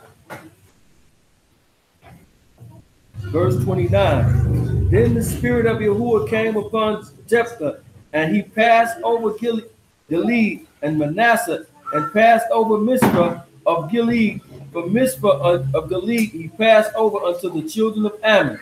And Jephthah vowed a vow unto Yahuwah and said, if thou shalt without fail deliver the children of Ammon into my hands, then it shall be that whosoever cometh forth of the doors of my house to meet me when I return in peace from the children of Ammon shall surely be Yahuwah's, and I will offer it for a burnt offering. Now y'all remember this story, right? He said, whatever comes out of my house, if you help us win this war, I'm a sacrifice to you. His daughter ended up walking out of the house when he got back home. And she ended up dying as a sacrifice to the Most High, right? Jump down to verse 34. No, verse 32. So Jephthah passed over unto the children of Ammon to fight against them, and Yahuwah delivered them into his hands. And he smote them from Aurora even till thou comest to Menith, even 20 cities, and unto the plain of the vineyards with a very great slaughter. Thus the children of Ammon were subdued before the children of Israel. So the Most High actually delivered them, right? Now they told him, if you go out and you beat them for us, then you're going to be our head. Judges 12:1. Judges chapter 12, verse 1. And the men of Ephraim gathered themselves together and went northward and said unto Jephthah, wherefore passest thou over to fight against the children of Ammon, and didst not call us to go with you? He said, man, why you going to go out there and fight them, and we ain't come with you so we can see? The children of Israel didn't just want to be vindicated, but they wanted to be able to say, hey, this is our champion. This is our God. This is the guy that went and fought for us. Yeah, right? It was to boast. Let's see what happened. We will burn your house upon you with fire. We gonna what? Burn your house with you with fire. Man, why you ain't tell us you went up there, man? Man, burn this house down. The children of Israel wasn't just about being vindicated. They wanted to be able to say, this is our God that's going before us. Kind of like the Philistines with Goliath, right? They had their champion out there, right? Go ahead. And Jephthah said unto them, I and my people were at a great strife with the children of Ammon. And when I called you, you delivered me not out of their hands. And when I saw that ye delivered me not, I put my life in my hands and passed over against the children of Ammon, and Yahuwah delivered them into my hand. Wherefore then are ye come up unto me this day to fight against me? What y'all fighting against me for? Right? Now, they done smashed out the children of Ammon. Let's get to it. Get 13:1. Judges 13:1. And the children of Israel did evil again in the sight of Yahuwah, and Yahuwah delivered them into the hand of the Philistines 40 years. Now it's 40 years now. I had you under their hand for 20 years the first time. Now it's 40. But here go this children of the Philistines one more time. Read on. And there was a certain man of Zorah, of the family of the Danites, whose name was Manoah, and his wife was barren, and bare not. And Verse 5. For lo, thou shalt conceive and bear a son, and no razor shall come upon his head, for the child shall be a Nazarite unto Elohim from the womb, and he shall begin to deliver Israel out of the hand of the Philistines. Who is talking about? Samson. The champion, right? Now, I ain't gonna go in depth about this because this guy right here got something for that. But Samson, he said he's going to begin to deliver the children of Israel out of their hands, right? Jump down to verse 24. Verse 24. And the woman bare a son, and called his name Samson. And the child grew, and Yahuwah increased him. And the spirit of Yahuwah began to move him at times in the camp of Dan between Zorah and Ethel. Go ahead. Judges 14:1. And Samson went down to Timnath and saw a woman in Timnath of the daughters of the Philistines. And he came up and told his father and his mother and said, I have seen a woman in Timnath of the daughters of the Philistines. Now therefore get her for me to wife. So he said, I want a daughter of the Philistines. I want her to be my wife. I want to get with this Philistine woman, right? Verse 5. Then went Samson down and his father and his mother to Timnath, and came to the vineyard of Timnath, and behold, a young lion roared against him. And the spirit of Yahuwah came mightily upon him, and he rent him, and he would have rent as a kid, and he had nothing in his hand, but he told not his father nor his mother what he had done. Fast forward, Samson marries this woman, right? He gives a riddle about their wedding and says, if y'all Philistines can figure this riddle out in 7 days, I'll give y'all 30 robes, 30 changes of clothes. But if y'all can't figure it out, y'all give me 30 robes, right? His wife, the Philistine, actually told the people what happened, what the riddle was about, right? Verse 19. Verse 19.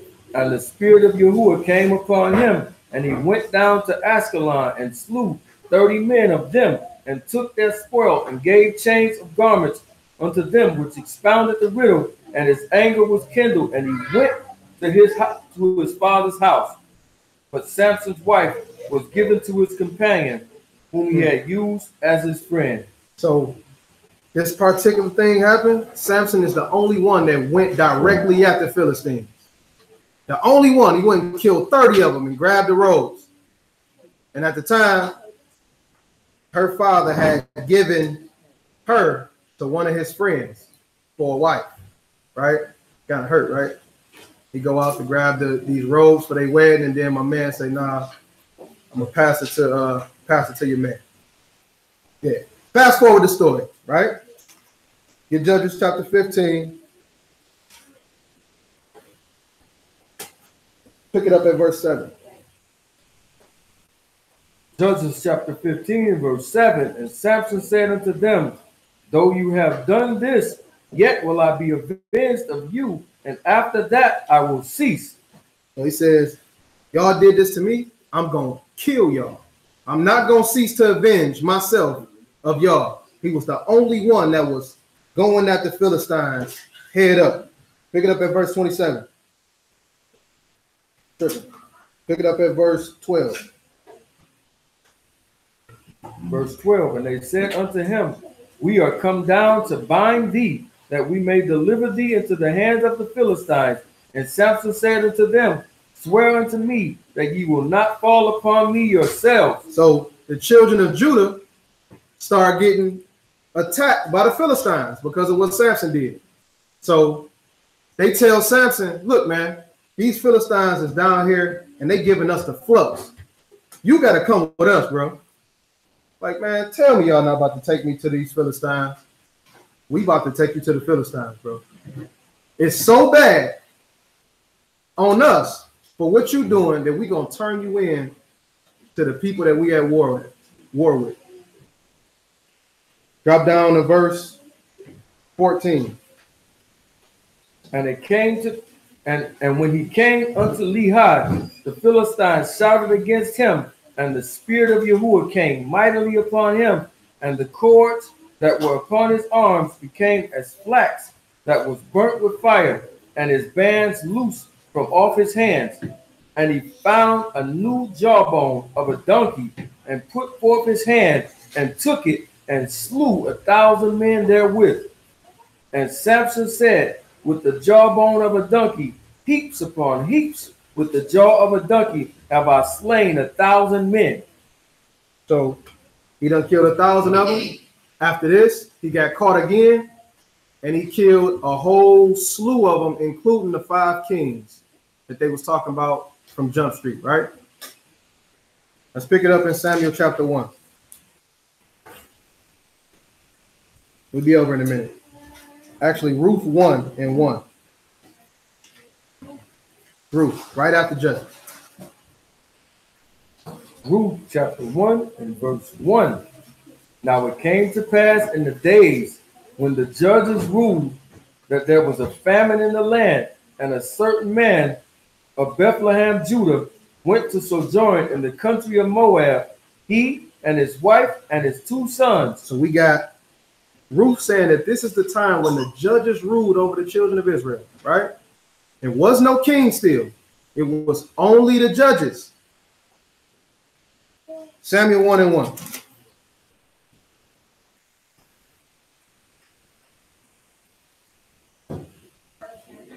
First Samuel chapter 1, verse 1. First Samuel chapter 1 and verse 1. Now there was a certain man of that name, of Mount Ephraim, and his name was Elkanah, the son of Jeroham, the son of Elihu, the son of Tohu, the son of Zuph, and the Ephrathite, and he had 2 wives. The name of one was Hannah, and the name of the other Peniah. So he had two wives, right? One of them was barren, one of them bare children. Peniah was basically mocking after Hannah because she couldn't have children, right? She was completely barren. Drop down to verse 9. Verse 9. So Hannah rose up after they had eaten in Shiloh, and after they had drunk. Now Eli the priest sat upon a seat by a post of the temple of Yahuwah, and she was in bitterness of soul, and prayed unto Yahuwah and wept. And she vowed a vow and said, O Yahuwah of hosts, if thou wilt indeed look on the affliction of thine handmaid, and remember me and not forget thy handmaid, but will give unto thine handmaid a man child, then will I give him unto Yahuwah all the days of his life, and there shall no razor come upon his head. So he was dedicated to the Most High from before he was even conceived. Sound like something? Mashiach, same way, dedicated to the Most High before he was even put inside of his mother, right? Let's jump after the, and he was a Nazarite, so was Mashiach, right? Samuel chapter 3 and verse 1. Samuel chapter 3 and verse 1. And the child Samuel ministered unto Yahuwah before Eli, and the word of Yahuwah was precious in those days. There was no open vision. It wasn't no channels between the Most High and the children of Israel at the time.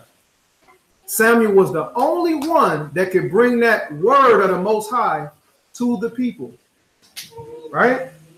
Now, from the time of the judges all the way to here, it wasn't no word of the Most High. John 1 and 1. Very scarce. Scarce word. John 1 and 1.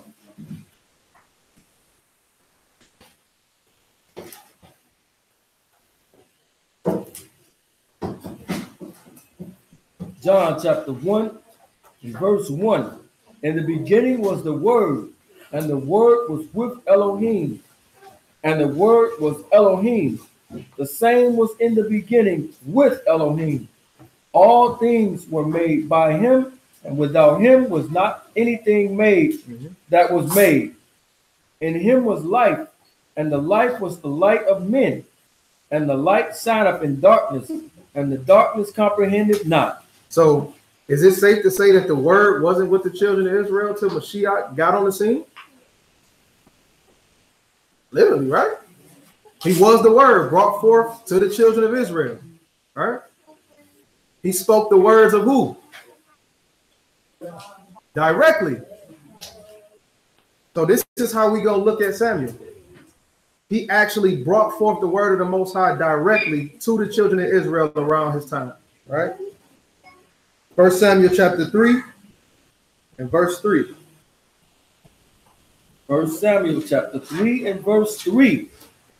And the lamp of Elohim, went out in the temple of Yahuwah, where the ark of Elohim was, and Samuel was laid down to sleep. That Yahuwah called Samuel, and he answered, Here am I. And he ran unto Eli and said, Here am I, for thou callest me. So and he says he was asleep and he heard this voice and he thought it was the priest that called him, right? Read. And he said, I called not. Lie down again.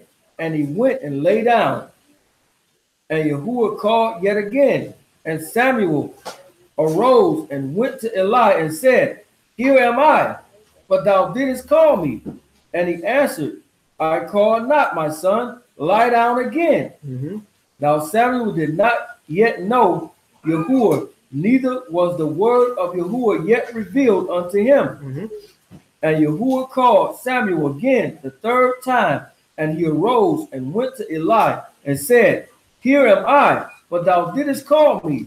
And Eli perceived that Yahuwah had called the child. Therefore Eli said unto Samuel, Go, lie down, and it shall be, if he call thee, that thou shalt say, Speak, Yahuwah, for thy servant heareth.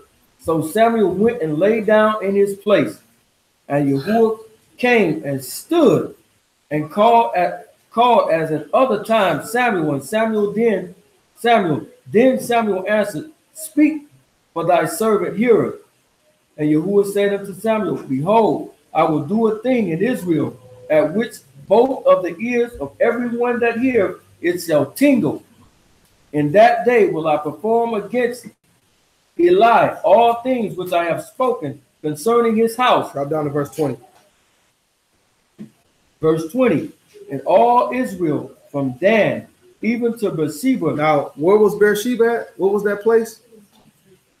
Where Abraham and the king of the Philistines made that covenant, right? Read. And all Israel from Dan even to Beersheba knew that Samuel was established to be a prophet of Yahuwah. And Yahuwah appeared again in Shiloh, for Yahuwah revealed himself to Samuel.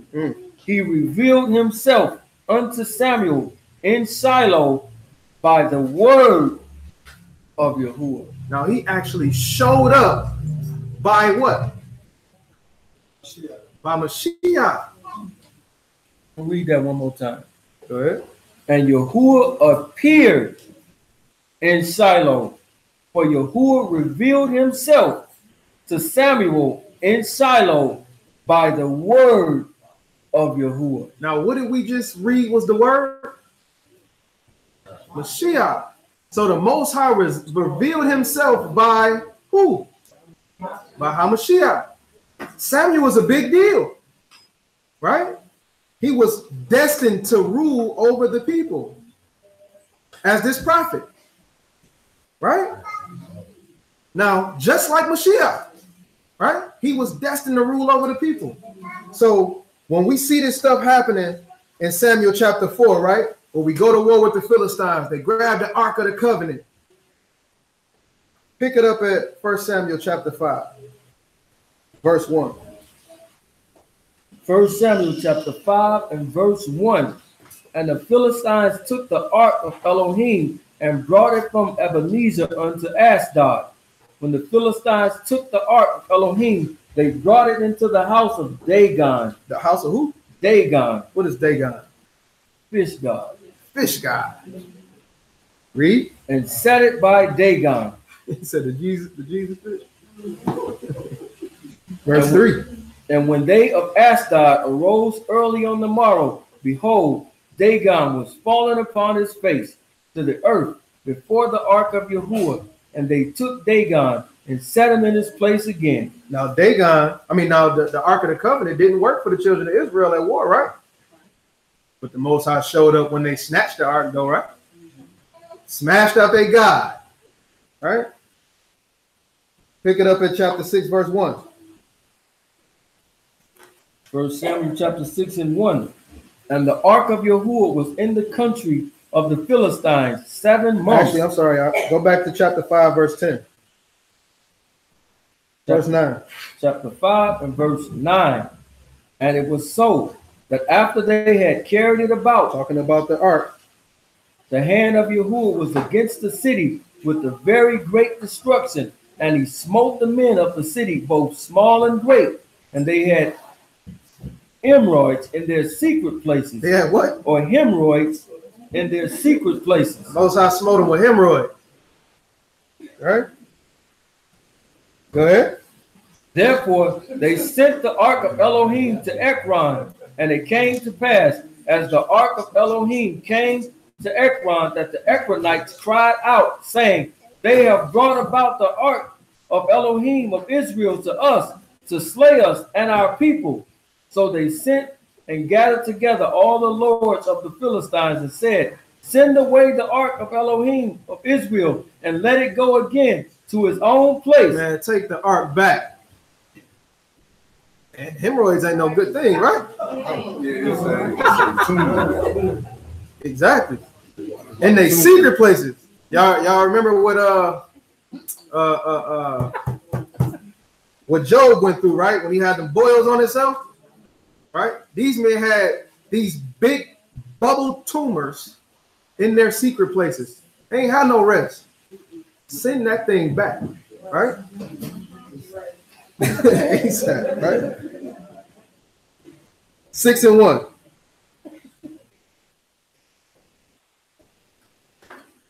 First Samuel chapter 6:1. And the ark of Yahuwah was in the country of the Philistines 7 months. And the Philistines called for the priests and diviners, saying, what shall we do to the ark of Yahuwah? Tell us wherewith we shall send it to its place. Man, how we gonna send it back, man? We gotta be able to send this thing back, right? You read? And they said, if you send away the ark of Elohim of Israel, send it not empty, but in any wise return him a trespass offering. Then ye shall be healed, and it shall be known to why his hand is not removed from you. He said, look, if you send it, don't send it by itself. You better send them an offering back so they can actually stop you from having these hemorrhoids, right? Read. Then said they, what shall be the trespass offering which we shall return to him? What they send him? They answered, 5 golden emeralds and 5 golden mice. Don't send him the hemorrhoids that he gave us back to him. Read. And 5 golden mice, according to the number of the lords of the Philistines. For one plague was on you all and on your lords. Wherefore ye shall make images of your emeralds and images of your mice that mar the land, and that ye shall give the glory unto the God of Israel. Peradventure he will lighten his hand from off you and from off your gods and from off your land. I guess they don't realize that the Most High don't deal with images, right? So this didn't end up being well for him. Jump over to verse 15. Verse 14, I'm sorry. Verse 14. And the cart came into the field of Joshua, the Bethlehemite, and stood there. And there was a great stone, and they clave the wood of the cart, and offered the kind of burnt offering unto Yahuwah. And the Levites took down the ark of Yahuwah and the coffer, and was with it. So how did they carry the Ark of the Covenant? They used a stand. They ain't touch it themselves. They used a stand, right? So you still couldn't touch it or you were going to die. Go ahead. And the Levites took down the ark of Yahuwah and the coffer that was within, wherein the jewels of gold were, and put them on the great stone. And the men of that name offered burnt offerings and sacrifices the same day unto Yahuwah. And when the 5 lords of the Philistines had seen it, they returned to Ekron the same day. And there are the golden emeralds which the Philistines returned for a trespass offering unto Yahuwah for Ashdod, 1 for Gaza, 1 for Askelon, 1 for Gath, and 1 for Ekron. All of the cities of the Philistines. Drop down to verse 19. And he smote the men that name because they had looked into the ark of Yahuwah. Even he smote of the people 50,000 and 70 men. And the people lamented because Yahuwah had smitten many of the people with a great slaughter. And the men of that name said unto, who is able to stand before this holy and Kodesh Elohim? And whom shall he go up from us? And they sent messengers into the inhabitants of that name, saying, the Philistines have brought again the ark of Yahuwah. Come ye down and fetch it to you. So now they got the ark back. Let's see what Samuel do. Chapter 7, verse 3. 1 Samuel chapter 7 and verse 3. And Samuel spake unto all the house of Israel, saying, if ye do return unto Yahuwah with all your hearts, then put away the strange gods of Asherah from among you, and prepare your hearts unto Yahuwah, and serve him only. He will deliver you out of the hand of the Philistines. Then the children of Israel did put away Balaam and Ashtaroth, and serve Yahuwah only. And Samuel said, gather all Israel to Mizpeh, and I will pray for you unto Yahuwah. What's the difference what Samuel did when it came to war and all of the other judges did when it came to war?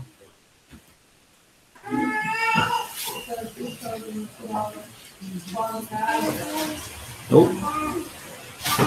All of these other judges fought for them. He went to go to war, to beat them out.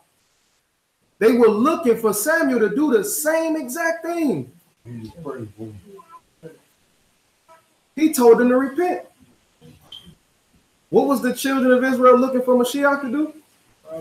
Fight for him. But he cried out and told them to repent. Verse 6. Verse 6.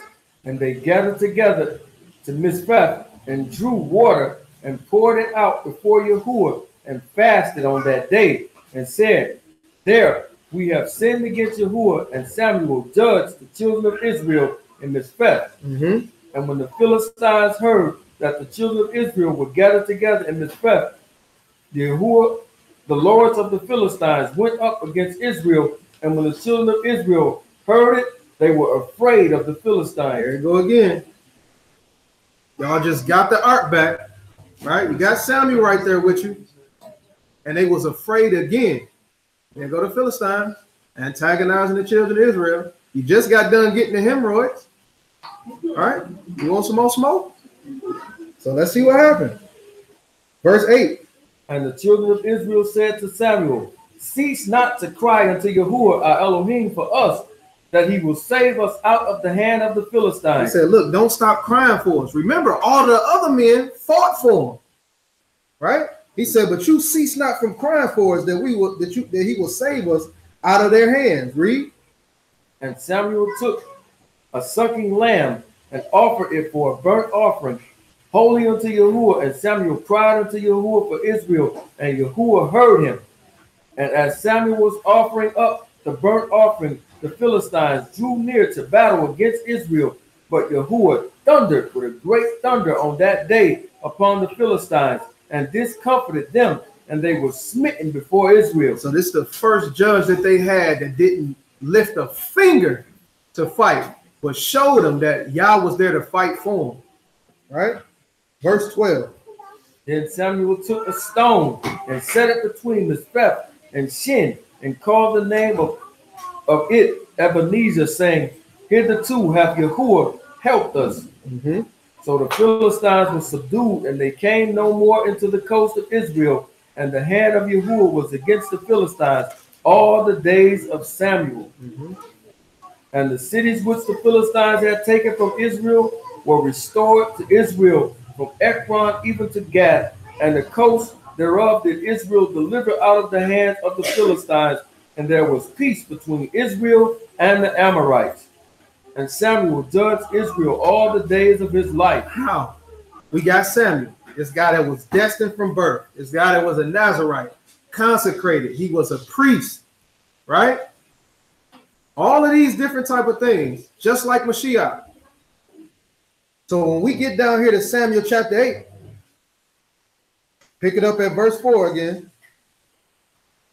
Samuel chapter 8 and verse 4. Then all the elders of Israel gathered themselves together and came to Samuel unto Ramah, and said unto him, behold, you are old, and your sons walk not in your ways. Now make us a king to judge us like all the nations. Now, they done had judges the whole time. Yes? What nation was they trying to be like so they can fight against? Philistine. Read. But the thing displeased Samuel when they said, give us a king to judge us. And Samuel prayed unto Yahuwah. Now, why did it displease him? Was this just about Yahuwah?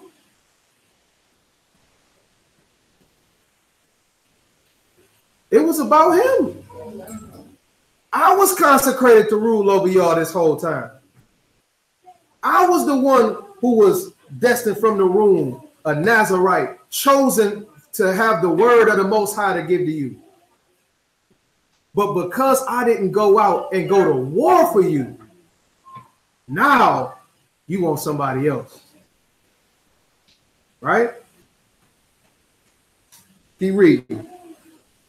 According to all the works which they have done since the day that I brought them up out of Egypt, even unto this day, wherewith they have forsaken me and served other gods. Verse 7. Verse 7. And Yahuwah said unto Samuel, hearken unto the voice of the people in all that they say unto thee, but they have not rejected you. So why did he say that they haven't rejected you? Why would he tell that to Samuel? What is Samuel feeling? Y'all trying to get rid of me. So this is y'all's comfort to him, right? I know that you've been chosen to do all of this stuff, right? But don't worry about it, Samuel. They ain't rejected you. They rejected me. So now when we look at this as a picture on the other side with Mashiach and Barabbas, where he was chosen from the womb, he actually created the children of Israel. His hand went into molding every single last one of them. And when the elders got together, when it was time for him to be killed, they chose Barabbas, because Barabbas was the one that was going and fighting. Well, he was the one that was praying for him and telling him you need to repent and all this and that. So the same way Samuel feel is the same way Mashiach feel. Betrayed. All right? Read on. Verse 8, according to all the works which they have done since the day that I brought them up out of Egypt, even unto this day, wherewith they have forsaken me and served other gods, so do they also unto you. Because he was the ruler. He didn't just say they doing this to me. They doing this to you too. Because you're the one who I chose to rule over them. Read. Now therefore hearken unto their voice, howbeit yet protest solemnly unto them, and shew them the manner of king that shall reign over them. Now maybe you can change their mind, right? Tell them what type of man they're going to put over them, right? Read. And Samuel told all the words of Yahuwah unto the people that asked of him a king. And he said, this will be the manner of king that shall reign over you. He will take your sons and appoint them for himself. He'll appoint them for what? For himself. For himself. For his chariots, and to be his horsemen. And some shall run before his chariots. And he will appoint him captains over thousands and captains over fifties, and will set them to ear his ground, and to reap his harvest, and to make him instruments of war and instruments of his chariot. Now the king is supposed to be for the people, but in turn he telling the king that y'all want is all for himself. Read. And he will take your daughters and be confectionaries, and be cooks, and be bakers. And he will take your fields and your vineyards and your olive yards. Women ain't going for that nowadays, y'all. You gonna make me cook? Even the best of them, and give them to his servants. And he will take the tenth of your seed and of your vineyards, and give to his officers and his servants. He's gonna pay his people. He's gonna take from you to pay them when they all supposed to be warring for y'all together. Read. And he will take your men servant and your maid servant and your goodliest young men and your donkeys, and put them to work. And he will take the tenth of your sheep, and you shall be his servants. And you shall cry out in that day because of your king, which you have chosen. You and Yahuwah will not hear you in that day. And he ain't gonna hear you when you get to crying out about your king. I brought you into the land for you to rest. You choosing the king that's gonna make you work. You read?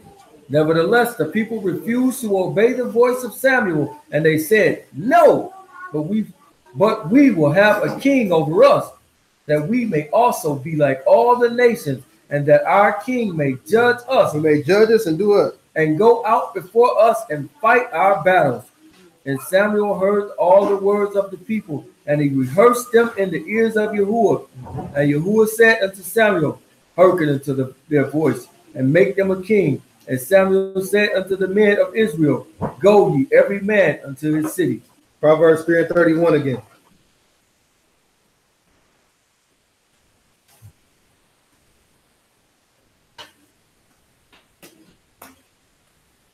All because they wanted to be like somebody else. Proverbs 3:31. Envy thou not the oppressor, and choose none of his ways. Psalms 118, verse 9.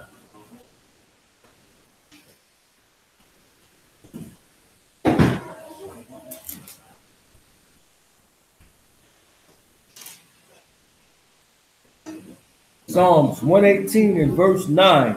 It is better to trust in Yahuwah than to put confidence in princes, all nations that compass me about. But in the name of Yahuwah will I destroy them. So he says it's better to put your trust in the Most High than any princess, any man. They can't do nothing for you, including yourself. Right? You think you can do it. You got it. Right? You got the situation handled. But you're not even consulting the Most High. Or when you think you consulting the Most High, you only waiting on yourself to tell you what you want to hear. Right? Psalms 146.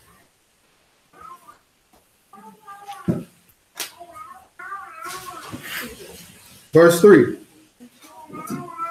Psalms 146, verse 3. Put not your trust in princes, nor in the Son of Man. It's talking about just a man. A lot of people say, oh, see? They say, don't put your trust in the Son of Man. Right? That's not what that's talking about.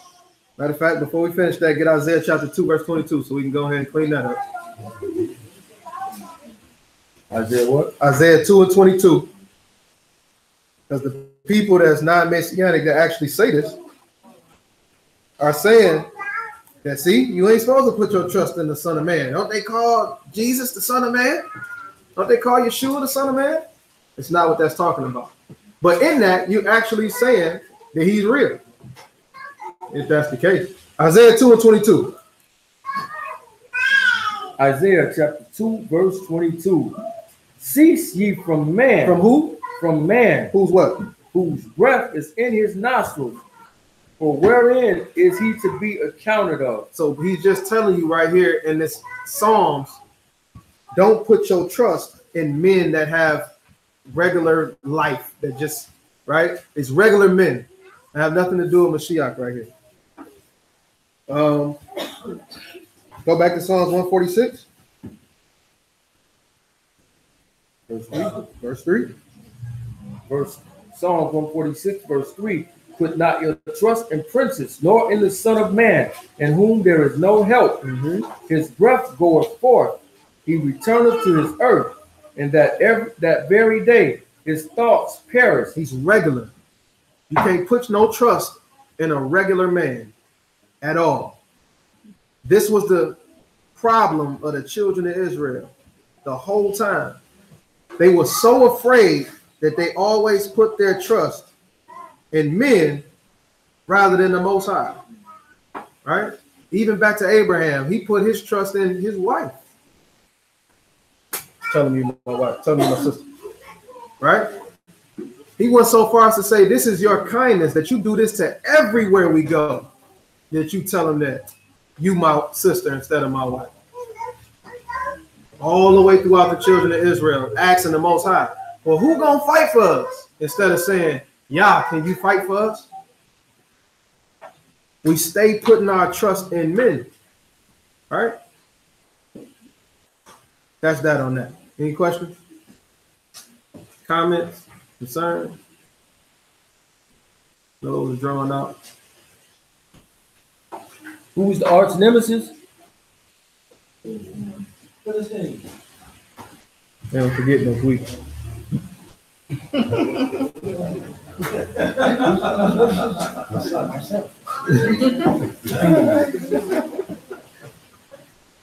Let's see if there's someone in the chat. I want to go over some stuff after this with everybody. What? Yeah, we are all worse enemies. Indeed. But in this particular case, definitely was the Philistine. Another part of the question was, I don't know if you said it or someone else said it.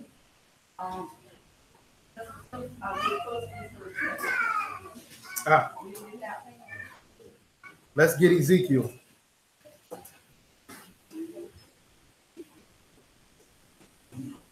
Now, mind you, they actually, like today, they have found all four of the 5 land masses for the Philistines, right?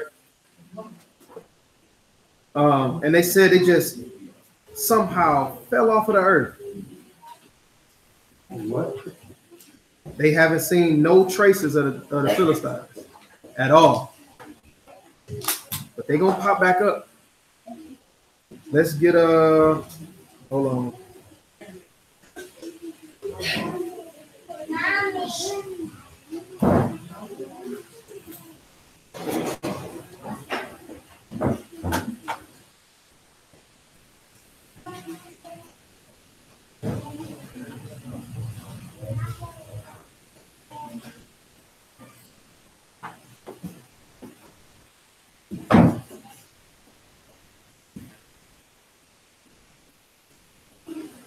Ezekiel chapter 25.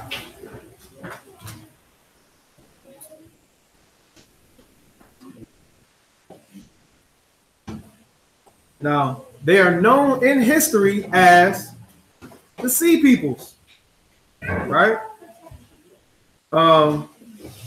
We seen with their land masses is right along that sea in Israel, right?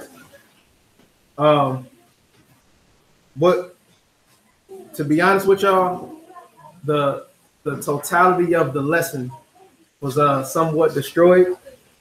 So we didn't hit everything that we were supposed to hit. That's why it's kind of drawn out. But we were going to go into David, right? David fought Goliath. Goliath was the champion of the Philistines, right? And David defeated Goliath, which started an onslaught of more battles between the children of Israel and the Philistines, right? The Most High gave David a war plan to go against the Philistines. So he was, at one point in time, he was running away from Saul and ended up going and living with the Philistines, right? David smashed out a small city of the Philistines and killed everybody there, and went back and made it seem like he killed off the children of Israel, right? So they was happy. They got to tell them war secrets, the whole nine.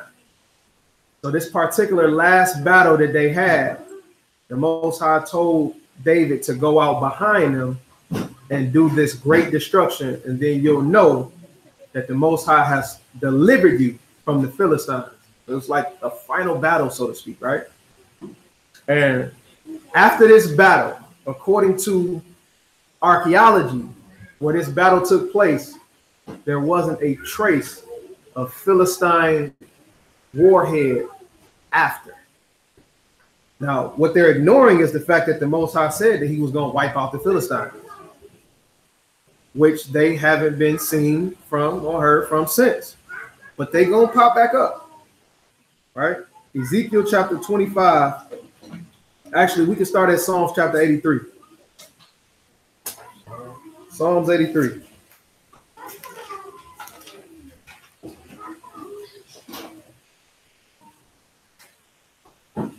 Now, if you've been following with the Chosen Seeds lessons, you'll understand that this Psalms 83 is not a past thing, but this is something that's going to happen in the future. A lot of people try to make it seem like that this is going on right now, and that they made us not remember the children of Israel name and all that, which is the furthest from the truth. This is something that's going to happen in the future. So Psalms 83 and verse 1. Psalm 83 and 1. A psalm of Asaph. Keep not thou silent, O Elohim. Hold not thy peace. Be not still, O Elohim. For lo, thine enemies make a tumult. They that hate thee have lifted up their head. They have taken crafty counsel against thy people, and consulted together against thy hidden ones. They have said, come, let us cut them off from being a nation, that the name of Israel may be no more in remembrance. So it says that they coming together to completely wipe out the children of Israel, right? A lot of brothers try to make this seem like that this is, see, you know, you don't know that you're an Israelite. So they came together and they, you know, they made us not remember. That's not what it's saying when he say there'll be no more in remembrance. He's talking about they're going to try to completely wipe us off the map, right? That in 50 years you will say something about Israel. What is that? Exactly. Israel, Israelites? That's what it's talking about. Right? Go ahead. But they have consulted together with one consent. They are confederate against thee, the tabernacles of Edom, and the Ishmaelites of Moab, and the Hagarenes. So Edom, Ishmael, Moab, all of these people is going to come up against us, right? Who else? Gebal, and Ammon, and Amalek, And who else? the Philistines. And the Philistines. Now, all of these other people can be found by location, who they are, except for the Philistines. Read. The inhabitants of Tyre. Ashur also is joined with them. They have hope in the children of Lot. Selah. Do unto them as unto the Midianites, as to Sisera, and to Jabin, Okay. as the brook of Kishon. Okay, that's cool. So let's jump over here to Ezekiel. Chapter 25. Verse 13. Ezekiel chapter 25, verse 13. Verse 11. Verse 11. So all of these people that he just mentioned, let's see how this plays out right here. And I will execute judgment upon Moab, and they shall know that I am Yahuwah. This is something future, right? Read. Thus saith the Master Elohim, because that Edom have dealt against the house of Judah by taking vengeance, and have greatly offended and revenged himself upon them. Therefore, thus saith the Master Elohim, I will also stretch out my hand upon Edom, and will cut off man and beast from it, and will make it desolate. From Teman and they of Dedan shall fall by the sword. So he's saying he's going to wipe these people out, right? Verse 14. And I will lay my vengeance upon Edom by the hand of my people Israel, and they shall do in Edom according to mine anger and according to my fury, and they shall know that my vengeance, which saith Yahuwah, is Elohim. Thus saith the Master Elohim, because the Philistines, the Philistines have dealt by revenge. So it says they have dealt by revenge. When they pop back up, these people are actually going to be trying to get at you because of something that happened thousands of years ago, right? Read. By revenge, and have taken vengeance with a despiteful heart to destroy it for the old hatred. For the what type of hatred? For the old hatred. For the old hatred. Now, mind you, they can't find these people nowhere, right? I've looked, I've researched, I'm trying to figure out where they could have went off to. The historians are actually over in Ekron, in Ashkelon, in Ashdod, all of these cities, trying to figure out what happened to these people. No trace, right? Keep reading. Therefore, thus saith Yahuwah Elohim, behold, I will stretch out my hand upon the Philistines, and I will cut off the Cherethims and destroy the remnant of the sea coast. The who? The remnants of the sea coast. They were known as the sea people. This is where they found their emergence at, right? So he says, I'm going to cut them off. He's going to do this thing again. This is something that already happened. But he's telling us when they come back up, I'm going to do the same thing to them that I did before. Right? Read. And I will execute great vengeance upon them with fury, furious rebukes, and they shall know that I am Yahuwah when I shall lay my vengeance upon them.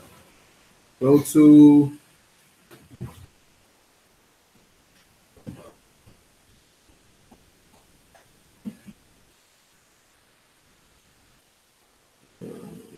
hold on one second.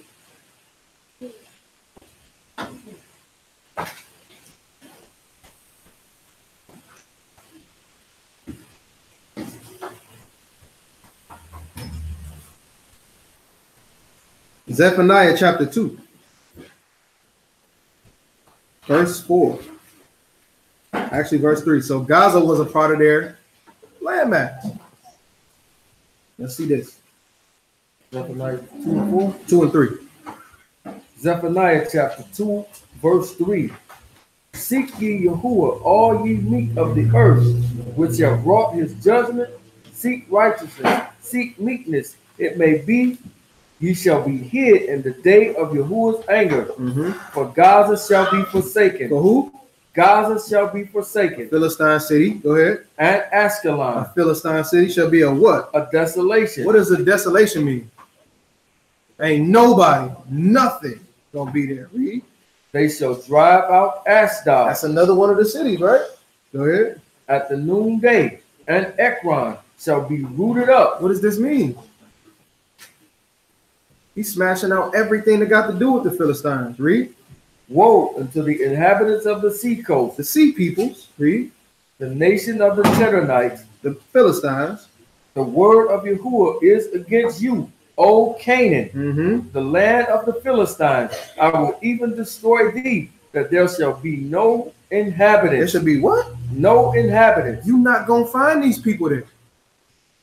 They gonna be dispersed. They gonna be smashed out. Go ahead. And the seacoast shall be dwellings and cottages for shepherds and folds of flocks. You're not gonna find them there. I don't care what's going on in that area. The Philistines, they ain't gonna be there. So you got all of these historians that look at this type of stuff and say, well, what happened to them? Well, he pretty much telling you. I got rid of them myself. So that's pretty much what happened to them. Now, these lands are desolate. The only thing that's there is that people trying to scrape up artifacts to try to figure out what happened to them. When the book clearly telling you, y'all got rid of him himself. What he did, I don't know. When they make a resurgence, where they're going to be the same people. I believe they're going to come from the east. Right, with that big old valley of Jehoshaphat, where all this war gonna go on, he said all of these nations are gonna come into one place. So when he mentions all those nations in Psalms 83, he about to take them all to one spot and smash them out. Yeah. So, but like I say, they say that they don't know what happened to them, but ignore the same scriptures that you read to get the information on. Possibly. And their reemergence will be when, you know what I mean? Because it said they're coming back. When they come back together, they worried about that old hatred that they had. So, exactly. How can we make sense of them having a reemergence with the old hatred they had for us? Remember, those are old beefs. If we take the understanding of Psalms 83 to be future tense, because the only way, or at least I'm not, of course I could be wrong, the only way I can make sense of Psalms 83 being future tense would have to be like the word, like the Bible itself. It would have to come a time where that would have to be like in the book of Eli, like it would have to be banned, it would have to be taken from like all the bookshelves. How else possible could the name of Israel, especially considering, you know, once upon a time we called Israel Yasharala and whatnot, so you don't hear that name no more, so maybe that kind of makes sense. But the real Hebrew word Israel is very, you know, the same thing as Israel pretty much. So there's no way that really you can still have a Bible and not have the name Israel. So, but where in the scriptures does it say it's gonna come a time where we're gonna be basically living like in the book of Eli, where you're not gonna be able to find the scriptures? So that's the whole understanding that people got, right? But when he say that the name of Israel may be no more in remembrance, he's talking about the people. For example, in Ezekiel chapter 21. I'm gonna give you an example of it. Because we run with, when we look at Psalms 83, and see, ain't nobody gonna remember Israel. Like, no, that means that they're trying to wipe the people off. Like, nobody's gonna remember, the people are gonna be no more. But trying to, it don't mean it's gonna happen. It don't mean Indeed, that's why I said they're confederate. Their plan is to wipe off Israel completely. None of them can do it individually, so they came together as a conglomerate and said, "Well, we gonna get it done." the understanding that most people already run with about that though is that the plan, they've already conspired and actually start working on the plan. Not that it's been fulfilled, because obviously we still here. I got you. Ezekiel chapter 21 and verse 28. Let's see an example of that. No more remembered. Ezekiel chapter 21, verse 28. And thou, son of man, prophesy and say, thus saith the Master Elohim concerning the Ammonites, and concerning their reproach. Even say thou, the sword is drawn for the slaughter. It is furthest to consume because of the glittering. Whilst they see vanity unto thee, whilst they divine a lie unto thee, to bring thee upon the necks of them that are slain of the wicked, whose day is come, when their iniquity shall have an end. So he's talking about the Ammonites, right?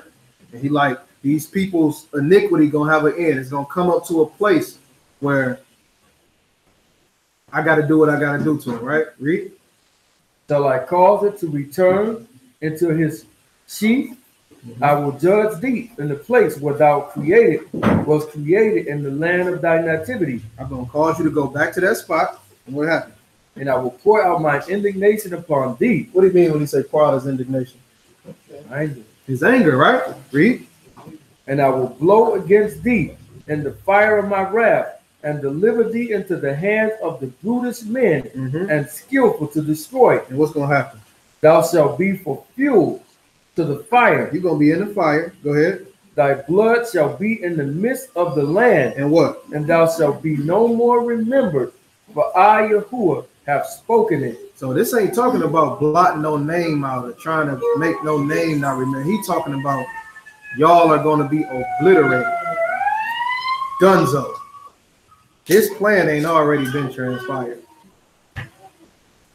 You got to remember, But all of that's these like people are basically going to come saying together, it's gonna and happen, though, like, it is going to happen. You know what I'm saying? So we're gonna all be wiped off. No. Exactly. So that's because that's what it's talking about. But so this is all at one time, bro. This ain't like, yo, in about 50 years. Slowly but surely, hey, show me that. take out. That's the key for me. Show me that it's gonna be all at one time. But that's the thing. Go back to Psalms 83. It's telling you that directly. I'm gonna show you something, and we gotta read it for what it say. Psalms 83 and verse 1.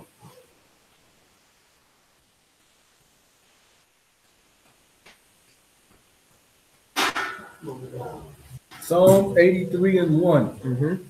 Keep not thou silent, O Elohim. Hold not thy peace and be not still, O Elohim. So he's telling him, don't be quiet on this, right? For what? Below, your enemies make a tumult. Make a what? Make a tumult. What is a tumult? Loud noise. A loud noise, a screaming, an uprising. You can't do this just by saying, hey, let's start taking their names out the book. Let's start doing this. No, this talking about something that's an event, right? Read. They that hate thee have lifted up the head. They have taken crafty counsel against thy people and consulted against thy hidden ones. Where are the hidden ones?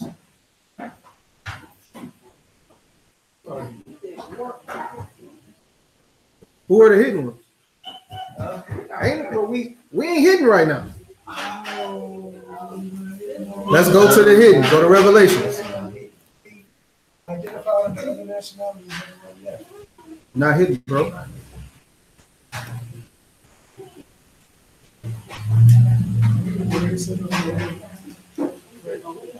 Revelations chapter. We're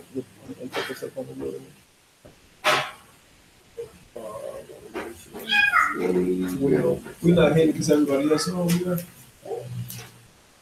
Hey, if everybody else know who you are. I'm asking because everybody else knows who we are and we just know. Revelation 12, 13. Go ahead and read that. Revelation chapter 12, verse 13. And when the dragon saw that he was cast out unto the earth, he persecuted the woman which brought forth the man-child, and to the woman were given 2 wings of a great eagle, that she might fly into the wilderness, into her place. Into what? Into her place. For what? Where she is nourished for a time and times and half a time from the face of the serpent. From where? from the face of the serpent. So if you are away from the face of the serpent, then you what? Hidden. Read. And the serpent cast out his mouth water as a flood after the woman. What is the water? What is the flood that he cast out? The flood is people. It's people, it's nations that he sending after the children of Israel. Read. And the serpent cast out of his mouth water as a flood after the woman, and that he might cause her to be carried away of the flood.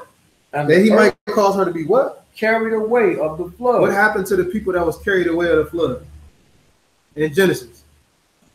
It was wiped out. Right? Read. And the earth helped the woman, and the earth opened her mouth and swallowed up the flood, which the dragon cast out of his mouth. So when we talking about an actual event that's going to take place. Like not a, yo, hey, here's Edom, here's this people, here's that people, here's this. Hey, we're going to come together in a big meeting and we're going to say, look, we're going to smash out the children of Israel. Nah, it's actually talking about an event. When they say a tumult, it's talking about an uprising where these people all come together and say, we're going to do this. You know what I'm saying? Not like they did it 200 years ago and their plan is slowly coming to pass. And it's not like beforehand where I'm going to just sell you off somewhere, but you're going to still exist. It's this time we're going to get rid of them, exterminate them, where it's in 20 years, you won't ever know anything about this people existed. That's the difference. Tomorrow, that's the word they do. Gotcha. This woman would be Israel. One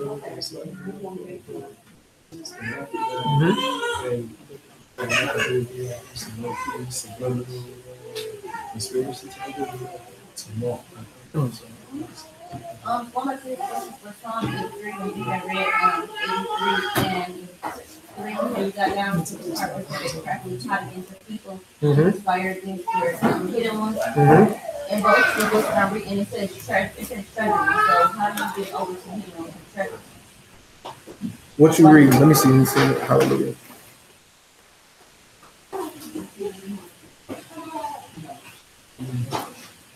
Treasures are precious. They are put up. They're not in the open. What do you say? Treasures are precious. You don't put treasures out in the open. They put up.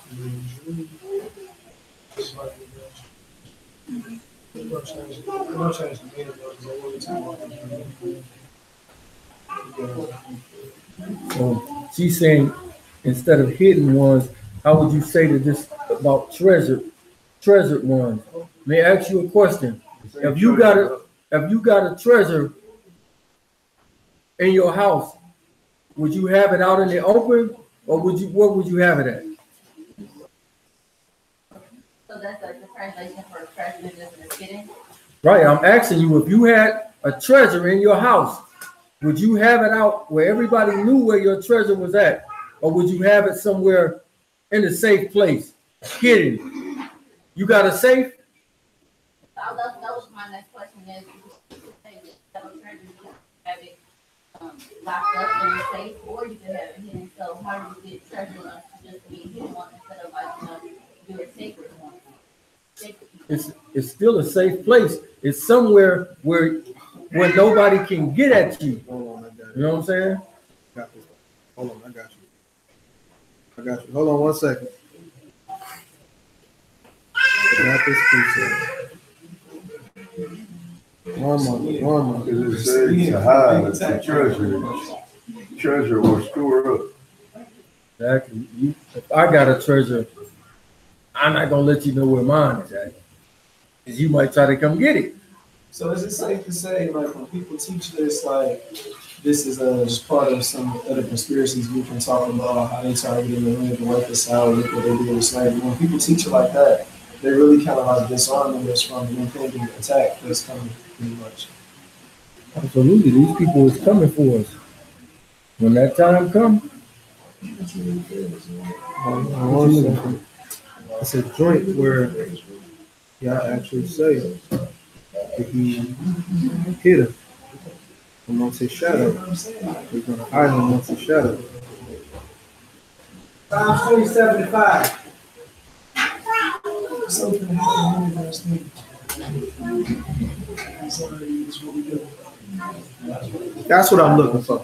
Psalms 20:75. Psalms chapter 27 and verse 5. It's another one too, though. I'll read it, but it's another one. Oh, you got it? Psalms chapter 27 and 5. For in the time of trouble he shall hide me in his pavilion, pavilion. In the secrets of his tabernacle shall he hide me. He shall set me up upon a rock. Read verse 6. And now shall my head be lifted up above my enemies round about me. Therefore I will offer in his tabernacle sacrifices of joy. I will sing, yea, I will sing praises unto Yahuwah. Psalm 31:20. That's the same word that hide. It's the same word used in Psalm 33. Psalms 31 and 20.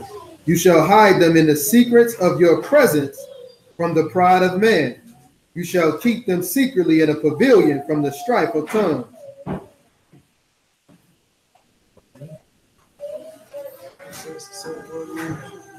That is the same word there that he used in Psalms 83. Yeah. So I No, guess, for him. go back to Philippians 83. So when he was asking you, why is that the treasure ones or the hidden ones were not the Israelites instead of the Philistines? No. The Philistines ain't the treasure ones or the hidden ones. Oh, okay. So Now I was saying the Philistines are mentioned in those group of people that are going to attack the children of Israel. Not that they was the hidden ones. who were hidden ones? Be Israel. Oh, okay. Yeah. So right now we're not hidden. So this Psalms 83 can't come to pass until he actually gathers his people and put them off. Okay, that's what I was thinking. Okay. Yep. Good looking out, brother Theo. Psalms 91 just for Psalms 91 and verse 1. He that dwell in the secret place of the Most High, well, where? in the secret place of the Most High, Go ahead. shall hide under the shadow of the Almighty. Go ahead. I will say of Yahuwah, he is my refuge and my fortress, my Yah, in whom will I trust. Surely he shall deliver you from the snare of the fowler and from the noise of pestilence. He shall cover you with his feathers, and under his wings, he said, went up on a very eagle, shall you trust. His truth shall be your shield and buckler. You shall not be afraid for the terror by night, nor for the arrow that fly by day, nor for the pestilence that walk in darkness, nor for the destruction that wastes at noonday. So all of these things don't take place just like in the beginning, and it's going to be some of our people going to do just like before and be scared all over again. I need a man to do this for me. And he's telling you, don't be afraid. I got you. I love Psalms 91. Jump over to get that joint about the fearful in Revelation.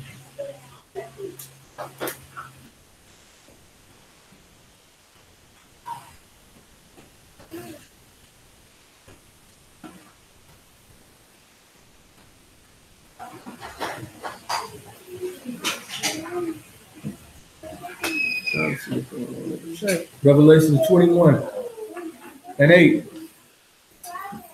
But the fearful, With the who? but the fearful and the unbelieving and the abominable and the murderers and the whoremongers and the sorcerers and the idolaters and all liars shall have their part in the lake which burneth with fire and brimstone, which is the second death.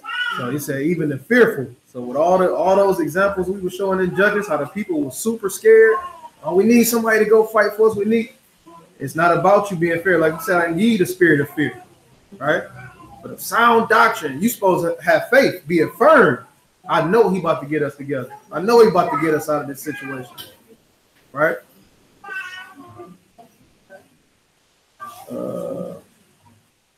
We got a question in the chat.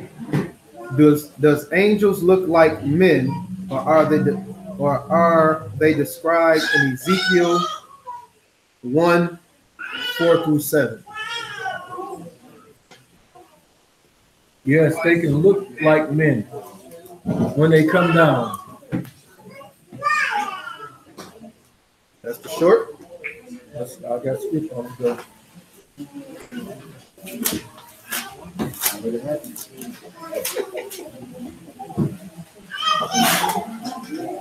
you know where you went earlier. Samuel. Go to the Samuel when you get with Noah. Said they knew not. You talking about the Judges? Judges Yeah, 13. Judges. Father, get Judges the 13th chapter. Judges chapter 13 and verse 2. And there was a certain man of Zorah, of the family of the Danites, whose name was Manoah, and his wife was barren and bare not. And the angel of Yahuwah appeared unto the woman, and said unto her, Behold, now you are barren and bear not, but you shall conceive and bear a son. Now therefore beware, I pray you, and drink not wine nor strong drink, and eat not any unclean thing. For lo, you shall conceive and bear a son, and no razor shall come upon his head, for the child shall be a Nazarite unto Yah from the womb, and he shall begin to deliver Israel out of the hand of the Philistines.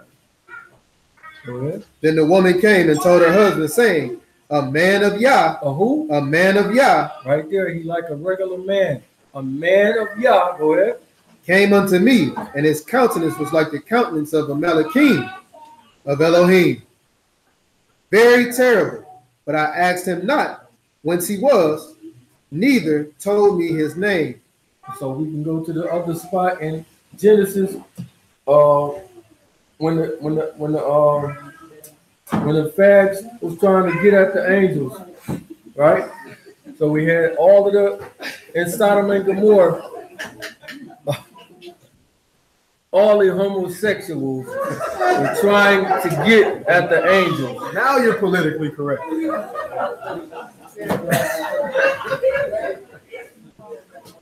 Right? But like she said, he was a man of Elohim, but his countenance was as the countenance of an angel. So she saw him as a regular man, but he was lighting, he was lit up, right? Like an angel. So he did look like a man. Next question. Is our exodus in our time be like unto the day Moses went unto Pharaoh to plead for Israel, according to Joel 3:2? Go to Joel first.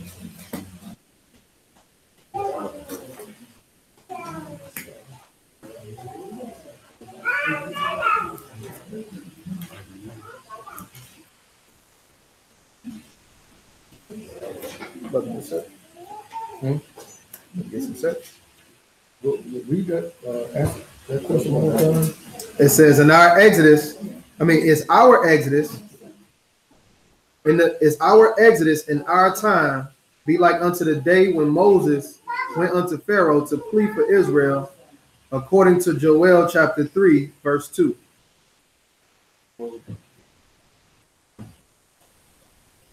This Joel is not like saying that. It's talking about when he bring all the nations against us. Into the valley of Jehoshaphat for this war. This is really talking about the Arab nations in there. But as opposed to this time, we don't know if we actually at that time yet. But it will be like the beginning. Get Isaiah 43.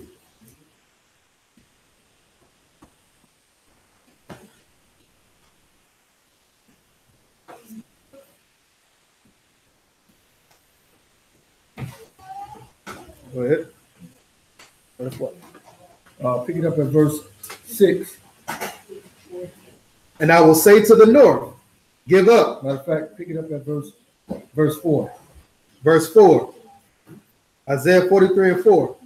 Since you was precious in my sight, You have been honorable. I have loved you. Therefore I will give men for you, and people for your life. Fear not, for I am with you. I will bring your seed from the east. From where? From the east. Go ahead. And gather you from the west. Just like he did in the beginning, let my people go, but not just from Egypt, from everywhere that we are scattered. Go ahead. I will say to the north, give up, and to the south, keep not back. Bring my sons from far, and my daughters from the ends of the earth. From where? From the ends of the earth. So when you do this, this right here will lead to this Joel 3. Go back to the Joel 3 and 1.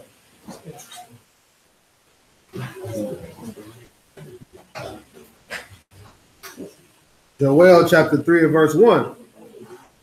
For behold, in those days and in that time, when I shall bring again the captivity of Judah and Jerusalem. That's when he say, give up, hold not back, bring my people from far. Then we'll be back in the land. Go ahead. I will also gather all nations and will bring them down into the valley of Jehoshaphat and will plead with them there for my people and for my heritage, Israel, whom they have scattered among the nations and parted my land.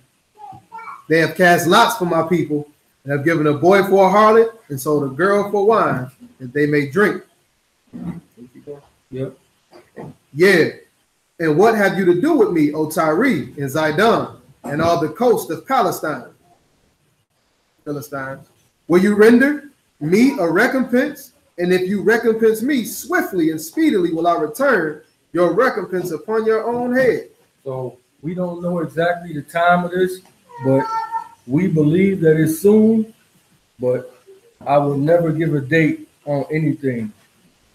Because when you give a date, you are surely making yourself what? A false prophet. We got another one in Isaiah 11, 10 through 16. Enzyme. Isaiah chapter 11, verse 10. And in that day there shall be a root of Jesse, which shall stand for an ensign of the people. To it shall the Gentiles seek, and his rest shall be esteemed. And it shall come to pass in that day that Yahuwah shall set his hand again the second time to recover the remnant of his people, which shall be left from Assyria, from Egypt, from Pathros, from Cush, from Elam, from Shinar, and from Hamath, and from the islands of the sea. And he shall set up an ensign for the nations, and he shall assemble the outcasts of Israel, and gather together the dispersed of Judah from the four corners of the earth. All the way down to 16. Oh, he says 16. The envy also of Ephraim shall depart, and the adversaries of Judah shall be cut off. Ephraim shall not envy Judah. Judah shall not vex Ephraim, but they shall fly upon the shoulders of the Philistines towards the west. They shall spoil them of the east together. They shall lay their hand upon Edom and Moab, and the children of Ammon shall obey them. And they shall utterly destroy the tongue of the Egyptian sea. And with the mighty wind shall he shake his hand over the river, and shall smite it in the seven streams, and make men go over dry shod. And there shall be an highway for the remnant of his people, which shall be left from Assyria, like it was in the day that he came out of the land of Egypt. Bingo bongo. Go. First Kings 19 and 18.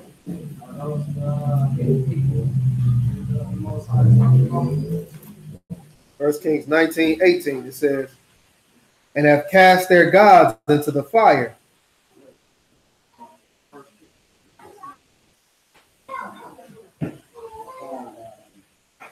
What you looking for?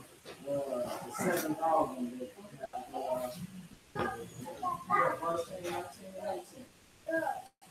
And have cast their gods into the fire, and they were no gods, but the work of men's hands, Oh, I'm in 2 Kings. I'm tripping. Wasn't nobody gonna tell her, brother? Yep. 19:18. He's like, man, I know what the scriptures say. It says, yet have I left me 7,000 in Israel, all the knees which have not bowed unto Baal, and every mouth which have not kissed him. Now you said, are these? Are those the hidden people that the Most High talking about? No, it's already passed. This is in the time of Elisha.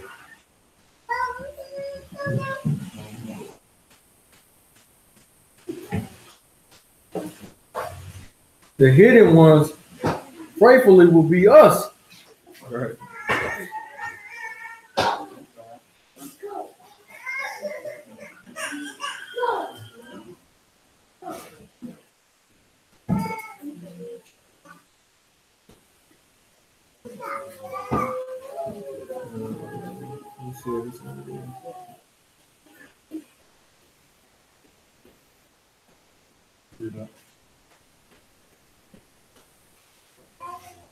That's it.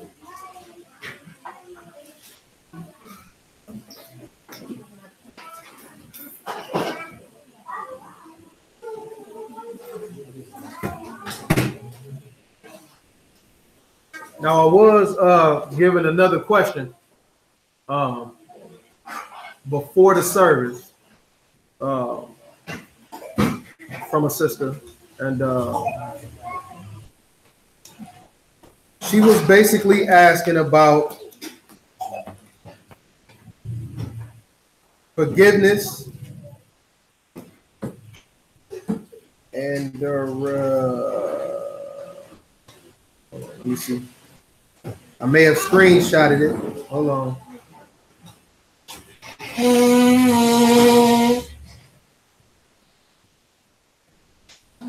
It was dealing with forgiveness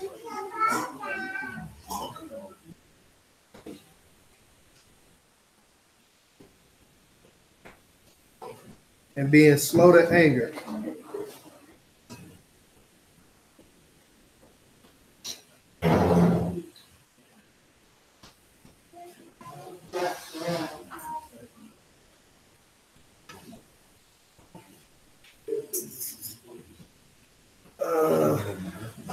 I don't know where it's at. It was about forgiveness and being slow to anger with your spouse, right? If you're watching,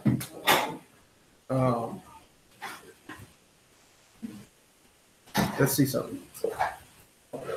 Get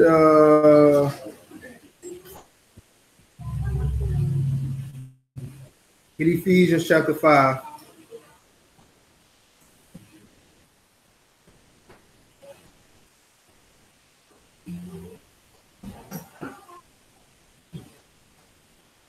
Actually, Ephesians chapter 4.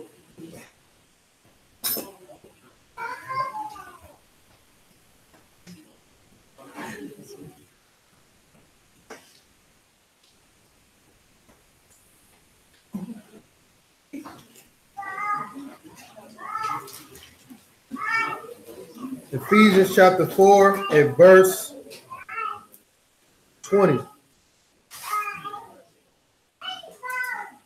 Ephesians 26. Ephesians chapter 4, verse 26. Be ye angry and sin not. That says do what? Be ye angry and sin not.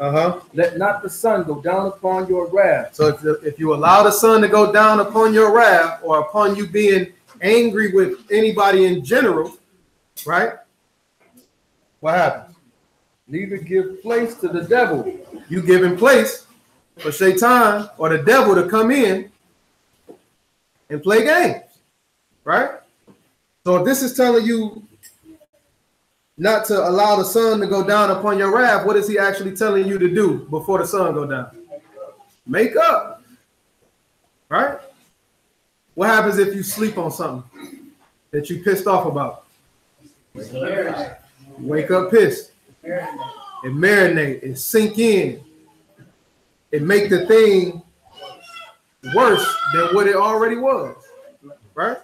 Not all the time. Hey, I'm looking at what the scripture says. Verse 29. Verse 29. Let no corrupt communications proceed out of your mouth. What do that mean? Not cursing. He said, not cursing, cussing. Let no corrupt thing proceed out of your mouth. So when you have a dispute with somebody, or a spat with somebody, Or you sleep talking to them. or you slick talking to somebody, right? You supposed to keep your ruach in what? In subjection, in check, right? Because you're not judged based on what somebody else is doing to you, but what you do to them. So you can't say, well, my action was a reaction. Because I'm not worried about what that person is doing. I'm going to get them for whatever they did. But if you do something in response to what somebody else did and it goes against what the scriptures is talking about, what these epistles is laying out, then this falls on you, right? If you have a ought with somebody, when you go to them and tell them about an ought, how you supposed to come to them? Humble. Meekness, right? Look here, dude. You wasn't in my mouth. Right. Right? All this stuff go hand in hand. And I know, like, you know what I'm saying? Like, it was on the marriage tip, but this is in general. This is something that you deal with in general, right? You don't want to deal with a person that you have in some type of disagreement with, and you allowing yourself to get to the point where you come out of the character of the Most High. Remember, the Most High said, don't take my what? My name in vain, right? What is that name? Character, right?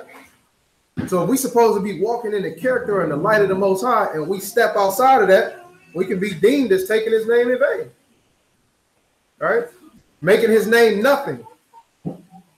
Or worshiping, you know what I'm saying, the Most High, but in turn, I act like this, or I move like that. We got to make sure we keep our ruach in subjection. Read verse 31. Verse 31. Actually, finish out verse 29. Let no corrupt communications proceed out of your mouth, but that which is good to the use of edifying, that it may minister grace unto the hearer, and grieve not the Ruach HaKodesh of Elohim, whereby ye are sealed unto the day of redemption. Let all bitterness And all who? bitterness And wrath who? and wrath And what else? and anger and clamor And what else? and evil speaking be put away from you with all malice. Your job is to make sure none of this stuff is in you. Bitterness, malice, evil speaking, clamor, talking behind somebody back, the whole nine. All of this stuff goes into one thing that you're supposed to have excavated out of you. Right? I hope I said that word right. Is it excavated or exit? Y'all get what I'm trying to say, right? You're supposed to exit, leave, right? Verse 32. And be ye kind one to another. But that nigga said my mama is a... What did it say? And be ye kind one to another. But he hit me. Be ye kind one to another. He cussed me out. Be ye kind one to another. Read. Tenderhearted. What happened? Tenderhearted. What does it mean to be tenderhearted? What's tenderhearted? Compassionate, right? Soft-hearted. Remember, when the children of Israel went through what they went through, it said that the Most High was grieved in his heart and his soul to watch the children of Israel go through what they go through. So if you're dealing with a person and y'all get y'all into it, right? Like me and my brother at one point in time, we be heavy about this word, right? But when he went through a certain thing that he went through in his life, I couldn't say, oh, well, that's what you get, or whatever, right? I had to soften up my heart and say, hey, man, can I lend you a hand, right? Is you going to be okay? Is everything all right? But we tend to do the opposite. We want to kick somebody when they down, right? Oh, man, yeah, it's this, that, and the third. And that's what you get because Don't operate like that. Right?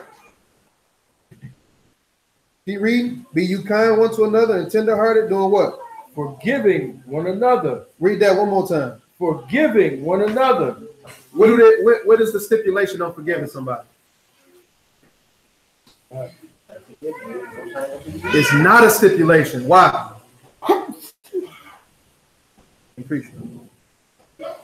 Forgiving one another, Even as Elohim, for Hamashiach's sake, have forgiven you. That's your job. You got to put away those feelings that you harboring and forgive this person. Not a forgiveness of, well, I'm gonna just say I forgive him. I forgive him, but I ain't dealing with him. Exactly. I forgive him, but I'm gonna put you to the side. Or I'm not gonna deal with this person. Man, we've been beefing forever. You know what? I forgive you, but I'm gonna feed you with a long handled spoon. I mean, you didn't forgive him. Exactly. What if he says, yo, wow, I forgive you for everything you did. But that was it, homie. You know what I'm saying? Catch you on the flip side. What did he just do with the children of Israel when we was reading the thing? They repented. The Most High, they repented. They turned away from their evil ways, but it had got to a point where the Most High was so sick and tired of it, he said, tell them guys to get you up out of this. Right? How hard did that have to be to hear that? And he still took them back. Still wouldn't forget him. Hey man, it's a whole bunch of Shabbat left, man. We're ready to eat. All right, I'm gonna end my rant on that. Yeah, he could. You close that man? They was trying to give me a 5. Hey, you see that? Wow. You went up to him. He was trying to give me a play. No more questions? You had one more, but it's something you already asked me about. What? Is Deuteronomy 28:68 talking about the transatlantic slave trade? Or is it No. at the time in the past time? It's not talking about the transatlantic slave trade. Quab got a lesson. It was what, the 400-year deception or something like that? Something to that. It's like 3-4 weeks ago. And they actually lay out the whole Deuteronomy 68 joint, you know what I'm saying? That Genesis 15, all that, you know what I'm saying? But in short, no. Not talking about the slave trade. That's it? Said that. Shut that boy down. Oh, wait, we got to pray out. Okay. Yeah. All right, y'all, let's pray out. Oh, you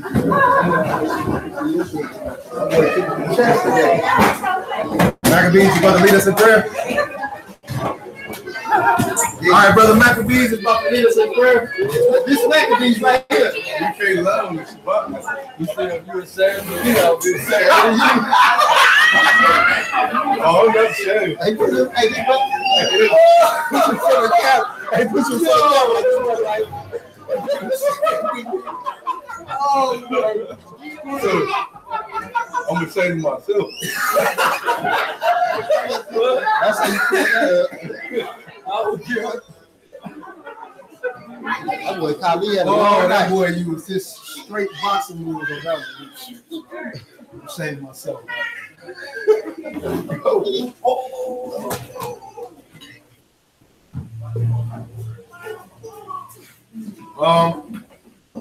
We're gonna close us out. Gonna close us out? Okay. Anybody want to volunteer to pray? No? No? Pray out together.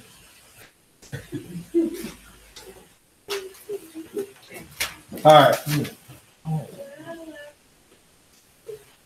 All minds clear?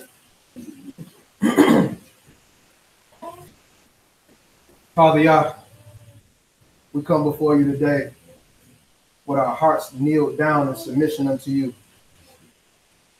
Asking that you look upon our hearts, Father. For you search the reins of the heart, Father. We ask you to look inside of our deepest desires, Father.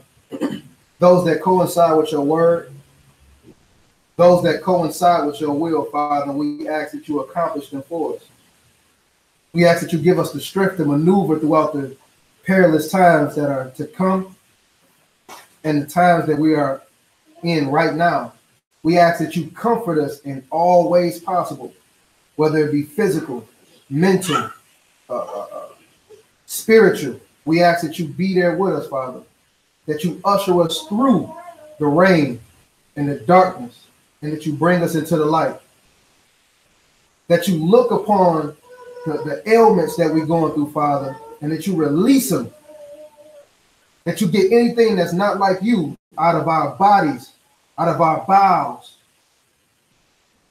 We ask, Father, that as we lift your name on high, Father, that you consider us, that we are a nation trying to heal from the sins of our forefathers and our own sins, that you walk with us and not contrary unto us, that our prayers be heard, that we put away our sin and our transgression, Father, our iniquity, that you can open your ears to our prayers and that they be not an abomination. We ask, Father, that whatever's going on in our lives, Father, that we feel like we can't jump the hurdle, Father, we ask that you carry us upon your shoulders to get us over. We ask that you allow us to lean on you for help, Father, and for strength. That you continue to help us build our faith in you. All these things we pray, Father, and we give thanks. In the name of your Son, Yahushua HaMashiach, Ruach HaKodesh, so be it. Abinu Shabbat Shemaim, Ikadosh, Shemka, Tabo, Makuka, Yease, Rasonka, Barex, Kashir, Nasha, Bashmaim, Telanu, Kayon, the King, Ikanu, Uzla, Hey, Ashmatenu, Kashir, Sukin, Anaknu, Laashir, Ashmu, Lanu, Waal, Tabinu, Bede, Musa, Ki, He, Hasalanu, Min, Ara, Ki, Laka, Mamlaka, Wahadi Bora, Wahati Fare, Logme, Ulami, Sabir. Hallelujah. Pass the hat. Pass the hat, Quan. You got a hat? Anybody got a hat? A bag?